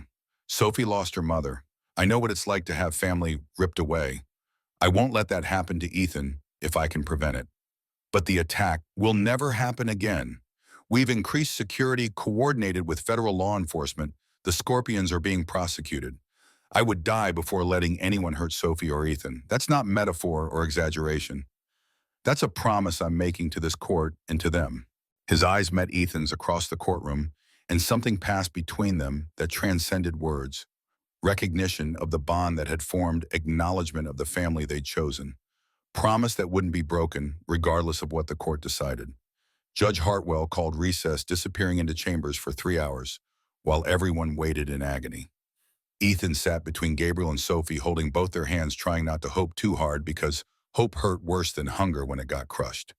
When the judge returned, her face was unreadable, giving no indication of which way she'd ruled until she spoke. I've heard compelling testimony from both sides. CPS raises valid concerns about safety and the appropriateness of motorcycle club environments for children. However, I'm also persuaded by testimony about Iron Brotherhood's actual operations, their community involvement, and the genuine care they have demonstrated for Ethan. She paused, letting tension build before delivering the decision that would determine Ethan's future. More importantly, I'm persuaded by Ethan himself. At 12 years old, he's mature enough to have informed opinion about his placement. He clearly wishes to remain with Iron Brotherhood. He has formed a sibling bond with Sophie Reeves that benefits both children psychologically and emotionally. Another pause, this one feeling longer than the previous. Therefore, I'm awarding provisional custody of Ethan Walker to Gabriel Reeves and Iron Brotherhood Motorcycle Club with the following conditions: monthly home visits by CPS for 1 year, mandatory therapy for Ethan to process his trauma, consistent school attendance with academic progress monitoring, and enhanced security measures maintained at the compound. If these conditions are met and no further incidents occur, custody will become permanent after 12 months. She fixed Gabriel with a stare that carried weight of judicial authority. Mr. Reeves, you are now responsible for this child's welfare, education, and safety. Don't make me regret this decision. The courtroom erupted, Iron Brotherhood members cheering, Sophie crying happy tears, Ethan shaking with relief so profound it felt like his bones might dissolve. Gabriel pulled both of them into an embrace that made breathing difficult, his voice thick when he spoke. You're coming home. Both of you. You're coming home. While the court battle had consumed everyone's attention, federal investigation into the Scorpions had been progressing with efficiency that only massive resources could achieve. Members took plea deals, evidence mounted, the organization's infrastructure collapsed under pressure from multiple agencies coordinating their efforts. But Victor Viper Kane had disappeared, wanted on charges including attempted kidnapping, assault with deadly weapons, conspiracy to commit murder, operating a continuing criminal enterprise. Federal marshals tracked him across Arizona, following leads that went cold, chasing rumors that led nowhere. 2 weeks after the custody ruling, they received a tip that Viper was hiding at an abandoned warehouse in South Phoenix. They planned a raid, assembled tactical teams coordinated with local law enforcement. But somehow Viper knew they were coming. Insider information, a mole in someone's department, the kind of leak that plagued investigations when criminal organizations had enough resources to buy influence. He ran before they could close the net, disappearing into the city that had too many hiding places and not enough eyes watching. But he didn't run far, didn't leave Phoenix entirely, because running meant admitting defeat, and Viper had spent 42 years building reputation based on never backing down. Instead, he went to St. Michael's Church, where Father Torres still offered sanctuary to those seeking redemption, ancient Catholic tradition that the priest couldn't violate without compromising vows he'd taken decades ago. He arrived at 11 p.m., knocked on the rectory door with desperation written in every line of his body, claimed he was seeking forgiveness for sins he couldn't undo. Father Torres knew who he was, called federal agents immediately, but until they arrived, Viper was technically under church protection. The priest offered him water and a chair in his office, maintaining the fiction of sanctuary while knowing it would end the moment law enforcement arrived. Ethan was there, sleeping upstairs in the room he'd occupied during the limbo between attack and custody ruling, visiting Father Torres for a tutoring session that had run late. He heard his uncle's voice drifting up from the office below, recognized it from fragments of memory, the man who'd come to his father's funeral, who'd promised to help, who'd disappeared when promises became inconvenient. He came downstairs, quietly stood in the doorway, watching this man who shared his blood, but had never acted like family. Viper looked exhausted, beaten nothing like the powerful MC president who'd orchestrated kidnappings and attacks. He looked like someone who'd lost everything and was just beginning to understand what that meant. Uncle Victor, Viper's head snapped up, seeing his nephew for the first time in 8 years, shock and recognition and something that might have been shame crossing his weathered face. Ethan, Jesus, you're doing okay. The observation was inadequate, stating the obvious while ignoring everything that mattered. No thanks to you. Ethan's voice carried flatness that came from feeling nothing where emotion should have lived. You disappeared after Dad died. Never checked on me, never helped Mom, never came back when she got worse and I ended up on the streets. Where were you when I was 8 years old sleeping under a bridge? Viper's face showed genuine regret, the kind that came from confronting consequences rather than abstract guilt. Building the Scorpions, making money and power, and telling myself you weren't my problem. I was a coward, and I'm sorry. Why did you try to kidnap Sophie? She's 6 years old. She never hurt anyone. Because Gabriel's territory and operations were valuable. Because Sophie was leverage. Because in my world, you use whatever weapon works, and kids are weapons when you're desperate enough. He paused, something like shame making him unable to meet Ethan's eyes. I didn't know you were the one who saved her. Didn't know you'd end up with Iron Brotherhood until it was too late. When I found out, it complicated everything. So you attacked the compound. I tried to get you out first through intermediaries. Told people to warn you to leave, go somewhere safe. But you stayed, and my crew didn't care about collateral damage. They just wanted to complete the mission and prove we weren't weak. Ethan felt something unexpected, pity for this man, who was his father's brother-in-law, who could have been family but had chosen power instead, who now faced decades in prison for decisions that couldn't be undone. What did you think would happen? That I'd help you get Sophie again? I don't know what I thought. Maybe that I could save one thing after failing to save my sister from drugs, or you from streets. Doesn't matter now. Feds are coming. I'll spend the rest of my life in prison for what I've done. Federal agents arrived within minutes, tactical team moving with precision that suggested they'd planned for Viper to fight. But he didn't resist, just stood with hands raised, accepting arrest like it was relief rather than defeat. Before they took him away, he looked at Ethan one final time. For what it's worth, kid, I'm glad you found family. Glad you found people who showed up when I didn't. You deserve better than what I gave you, which was nothing at all. Yeah, I did. Ethan watched them lead his uncle away, feeling nothing except relief that this threat was finally neutralized, that the man who tried to use him as weapon was going somewhere he couldn't hurt anyone anymore. 3 months after the custody ruling, life had settled into new rhythms that felt almost normal. Ethan thrived in school, his natural intelligence compensating for years of missed education. Cole's garage became his refuge, hands learning skills that would support him regardless of what path he chose later. The calluses on his palms told stories of engines rebuilt and motorcycles restored of work that had immediate visible results and satisfaction that came from making broken things whole. But Sophie's vision continued deteriorating faster than anyone wanted to acknowledge. Sarah Kim called a meeting with Gabriel, Elena, and Ethan. He'd become family now included in decisions that affected Sophie's welfare and future. Sophie's retinitis pigmentosa is progressing aggressively. Without intervention, she'll be completely blind within 2 years, maybe less. There's an experimental surgery available, retinal implant, that might slow or halt the progression. It's expensive, $250,000. Her insurance won't cover experimental procedures. The number hung in the air like impossible weight. Iron Brotherhood didn't have that kind of money, not as an organization. The club operated legitimately, now generating income through their garage and legitimate business ventures, but resources were limited. Emergency funds totaled maybe $40,000. Even liquidating assets wouldn't raise enough in the time they had before Sophie's window for surgery closed.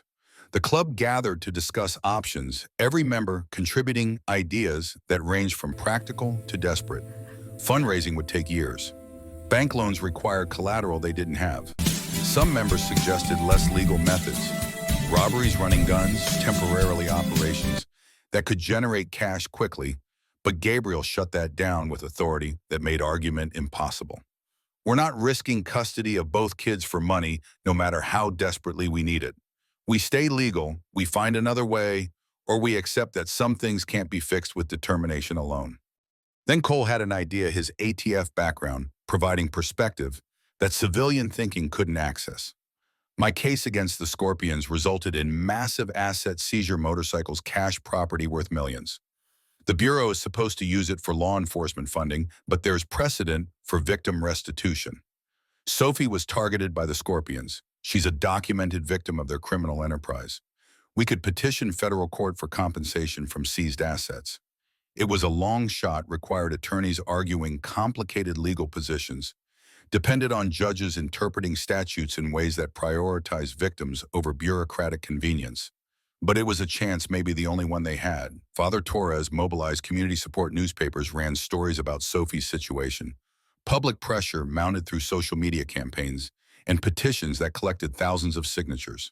The narrative was compelling: six-year-old girl going blind because criminals had targeted her, facing preventable loss of vision because bureaucracy moves slower than disease. 6 weeks later, miracle arrived in the form of a federal judge's ruling. Sophie Reeves was awarded $300,000 in victim restitution from Scorpion's seized assets, enough for surgery plus recovery care excess going into trust fund for her future education and medical needs. Dr. Kim scheduled surgery immediately, the procedure complex and risky, no guarantees about outcomes. Sophie might see better, might see the same, might see worse. But doing nothing meant guaranteed blindness, meant accepting loss when possibility of preservation existed. The night before surgery, Sophie was terrified in ways that 6-year-olds shouldn't have to experience. Elena and Gabriel tried comforting her, but fear doesn't respond to logic when it's rooted in uncertainty about something as fundamental as sight. She only calmed when Ethan sat beside her bed holding her hand, speaking with the gentle patience that had characterized their relationship from the beginning. You'll see colors more clearly after this. Not just shapes, but details. You'll see your dad's face without blur. See the books we read together, see me actually, instead of just the fuzzy outline you get now. What if it doesn't work? What if I wake up and everything's worse? Then we keep doing what we've been doing. I'll keep reading to you, teaching you bike sounds, being your brother. Your eyes don't define you, Sophie. Your heart does, and your heart is the bravest thing I've ever seen. Surgery took 8 hours, the waiting room packed with Iron Brotherhood members rotating shifts, federal agents who'd protected Sophie and had become invested in her outcome. Father Torres praying quietly in the corner, Dr. Kim's staff providing updates every 90 minutes that said nothing substantial except that things were still proceeding. Ethan sat beside Gabriel, both of them silent with fear that went too deep for words. Gabriel's hand rested on Ethan's shoulder, grounding presence that reminded him family meant showing up for the hard moments, meant sitting in uncertainty together, meant not facing terror alone. Finally, Dr. Kim emerged, surgical mask pulled down, exhaustion evident, but expression cautiously optimistic. The surgery went well. The implants are in place. Tissue response is positive. No complications during the procedure. We won't know the extent of vision improvement until we remove the bandages in 3 days, but initial indicators are excellent. 3 days of waiting felt longer than the weeks before custody had been decided. Sophie stayed in the hospital with bandages covering her eyes, complaining about boredom, but otherwise in good spirits, her resilience proving she was Gabriel's daughter, in ways that transcended simple genetics. Ethan read to her for hours, doing voices for every character, making her laugh, despite her nervousness about what she would or wouldn't see when the bandages finally came off. Day 3 arrived with ceremony that felt momentous. Family gathered: Gabriel, Elena, Ethan, core Iron Brotherhood members, Dr. Kim and her nursing staff. Even some media carefully managed to document miracle if one occurred. Dr. Kim explained the priestess with clinical gentleness. Sophie, I'm going to remove the bandages now. Keep your eyes closed until I tell you to open them. When you do open them, do it slowly. Your brain needs time to process visual information it hasn't received clearly in years. This won't be instant perfect vision. It's gradual improvement that develops over weeks. The bandages came off carefully. Layers of gauze revealing Sophie's small face, her eyes still closed, her expression anxious and hopeful and terrified simultaneously. Okay, slowly. Open your eyes. Sophie opened them gradually, squinting against light that felt harsh after 3 days of darkness. The world resolved around her in ways that made her breath catch. Shapes had edges. Now colors were distinct rather than bleeding together. Faces had features instead of being undefined blurs. She looked around the room, testing her new vision, carefully eyes landing on Elena and Gabriel, and the bikers who'd become her extended family. Then her gaze found Ethan sitting beside her bed, and something in her expression transformed completely. She could see him, really see him for the first time since he'd found her behind a pawn shop and given her his only sandwich. Dark hair that needed cutting, kind eyes that had seen too much suffering but hadn't learned cruelty, gentle smile that had been her anchor through every nightmare. Tears streamed down Sophie's face, but they were woe rather than pain. Ethan, I can see you. I always knew what you looked like in my heart, but now my eyes agree. The room erupted, everyone crying or laughing, or both, simultaneously. Tough bikers wiping their eyes and pretending they had allergies. Elena sobbing into Gabriel's shoulder, medical staff, celebrating an outcome they had hoped for, but couldn't guarantee. 2 months after Sophie's surgery, after her vision had stabilized into something that wasn't perfect, but was functional, after Ethan had completed his first semester of actual school with grades that suggested he might have college potential if he wanted it, Iron Brotherhood held a church meeting that felt different from others Ethan had witnessed. The clubhouse's main room filled with every member all wearing their cuts, all standing in formation that suggested ritual rather than routine business. Gabriel stood at the head of the long table, Tommy beside him, holding something wrapped in dark cloth. Ethan had been told to attend, no explanation given, and nervousness made his stomach tight. These meetings were for club business, for members only, for decisions that affected the organization's direction. Why was he here? Ethan Walker stepped forward. He did heart-pounding confusion, mixing with the anxiety about what this meant. Gabriel's voice carried to every corner of the room, formal, in ways that made this feel ceremonial. 8 months ago, a homeless 12-year-old kid walked through our gates carrying my daughter. He'd given her his last meal, carried her 13 miles, risked everything to bring her home. That day, we voted to make him family. Since then, he's proven himself, repeatedly saved. Sophie, during the attack, stood up to his biological mother, testified in court, supported Sophie through her surgery. He's shown loyalty, courage, and heart. He's demonstrated what it means to be Iron Brotherhood. Tommy unwrapped the cloth, revealing a leather cut that made Ethan's breath stop. Not a full member's patch. He was only 12, too young for that, but a prospect cut, the first official step toward membership. The leather was new but worn in patches, carefully sewn in positions that carried meaning. On the back, Iron Brotherhood logo, the stylized skull with wings spread wide. Below it, prospect rocker marking his status. On the front, a special patch that no one else wore, custom-made for him alone. First Protector in silver thread, honoring that he'd been first to protect Sophie when she needed protecting. Ethan, you're 12 years old. You can't be a full member yet. That requires adulthood and choices you're not ready to make. But you've earned the right to be part of this brotherhood, to train and learn and prove yourself. This prospect cut means you're one of us, learning our ways, growing into the man you're going to become.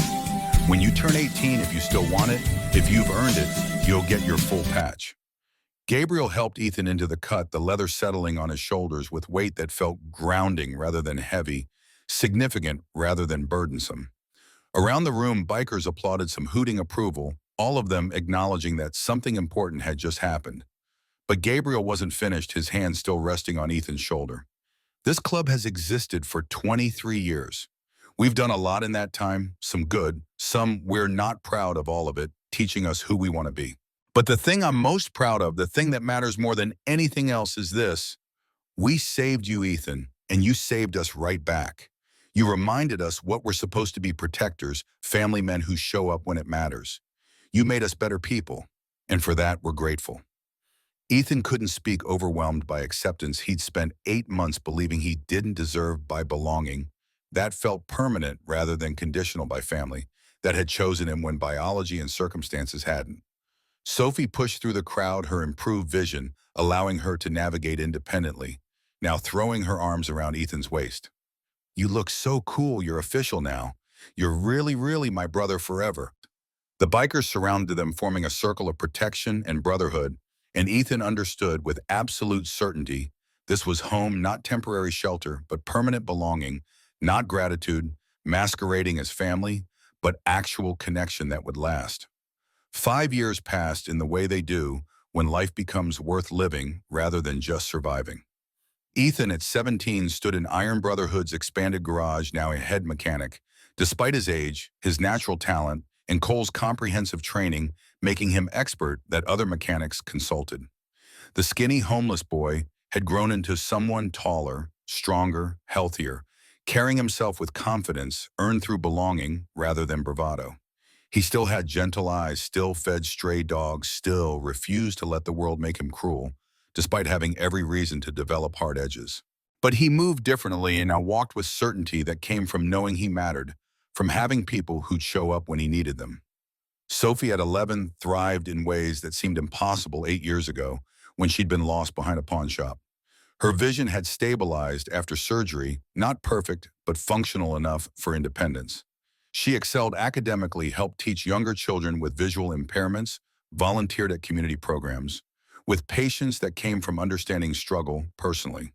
They still read together twice a week, still taught each other things, the bond forged in that alley, remaining unbreakable, despite time and growth and changes that transform children into young adults. Gabriel watched them with pride that went deeper than words, seeing his daughter flourish and his adopted son becoming the man he'd hoped Ethan could be. The MC had evolved too, growing from rough edges into community guardians, youth mentorship programs inspired by Ethan's story, providing structure for other forgotten kids. One October evening, 5 years after a homeless boy had carried a blind girl 13 miles, Ethan found a kid behind the garage, sorting through trash for recyclables. Maybe 10 years old, skinny, in ways that spoke of chronic hunger, scared in ways that made him ready to run at any sudden movement. Ethan saw himself, saw the invisibility and desperation and fragile hope, that maybe someone would notice, that maybe kindness still existed in a world that had taught him otherwise. He approached slowly, voice gentle. "Hey, you hungry?" The kid nodded warily, body tense to bolt. Ethan brought him inside, made a sandwich without asking questions that might trigger flight responses, just offered food and safety. And the thing he knew mattered most, being seen, being acknowledged, being treated like existence had value. Gabriel watched from the doorway, recognizing the pattern, repeating, but in beautiful ways, not cycle of abandonment, but cycle of rescue, not trauma passing to the next generation, but healing, creating more healing. You thinking about bringing him home? If he wants to come, if it's okay with you. Gabriel's voice carried certainty that came from 5 years of watching Ethan transform and knowing that transformation had ripple effects beyond what they could measure. "Kid, you know it is. What we did for you, you get to do for someone else. That's how family grows, how it stays alive across generations. That's how we make sure nobody else has to survive alone the way you did." The homeless boy looked up at Ethan with eyes full of desperate hope that someone might care, might help, might offer something beyond the grinding daily survival that had become his only reality. "What's your name?" "Marcus." Ethan smiled, remembering his own terror when Gabriel had asked the same question, remembering the moment when everything had started changing from surviving to actually living. "Okay, Marcus, I'm Ethan, and if you want, you can come home with me. Meet my family. They're kind of intense motorcycle club and all, but they're good people. They'll take care of you if you let them, the same way they took care of me when I had nothing." Marcus stared like he couldn't believe this was real. Like kindness was a language he'd forgotten existed. "Why would you help me?" The question was the same one Ethan had asked Gabriel 5 years ago, and the answer remained just as true now as it had been then. Maybe more so because Ethan had lived it and knew what transformation was possible when someone chose to show up.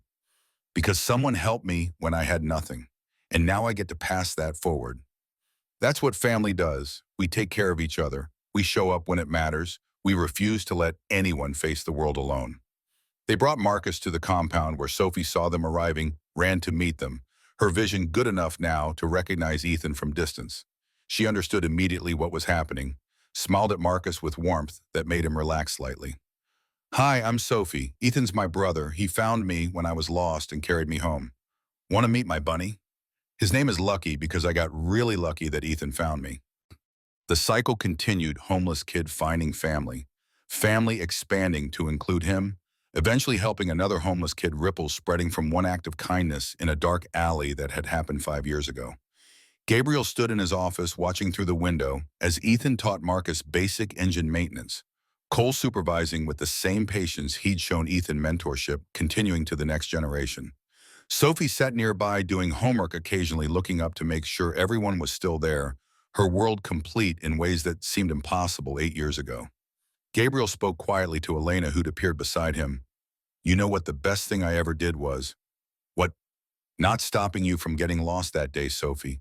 Because you being lost meant Ethan found you. And Ethan finding you meant we found him. And now our family is bigger and better because a homeless boy and a nearly blind girl found each other at exactly the right moment."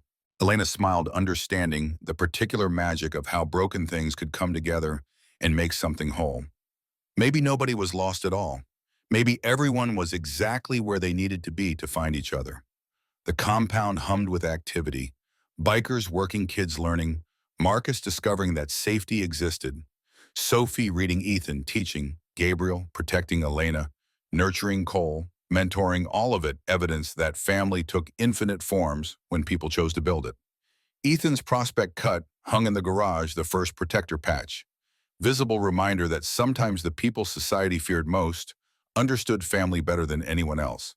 That one act of kindness could transform multiple lives, that gentleness was strength rather than weakness, that choosing to show up when the world said you didn't have to was what separated surviving from actually living. He watched Marcus work with concentration that reminded him of his own early days.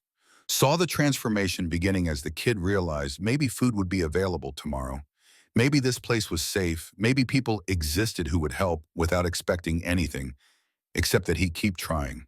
Some fires destroy, some fires forge. I was forged in fire that tried to consume me, and now I get to help forge someone else. That's what it means to be family, to be Iron Brotherhood, to refuse to let anyone suffer alone when you have the power to help. The sun set over Phoenix, painting desert mountains in colors that Sophie could finally see clearly, and in a garage where broken things became whole, where homeless kids learned they mattered, where family was built through choice rather than accident. The revolution continued, one person at a time, one act of courage at a time, one refusal to let trauma win at a time.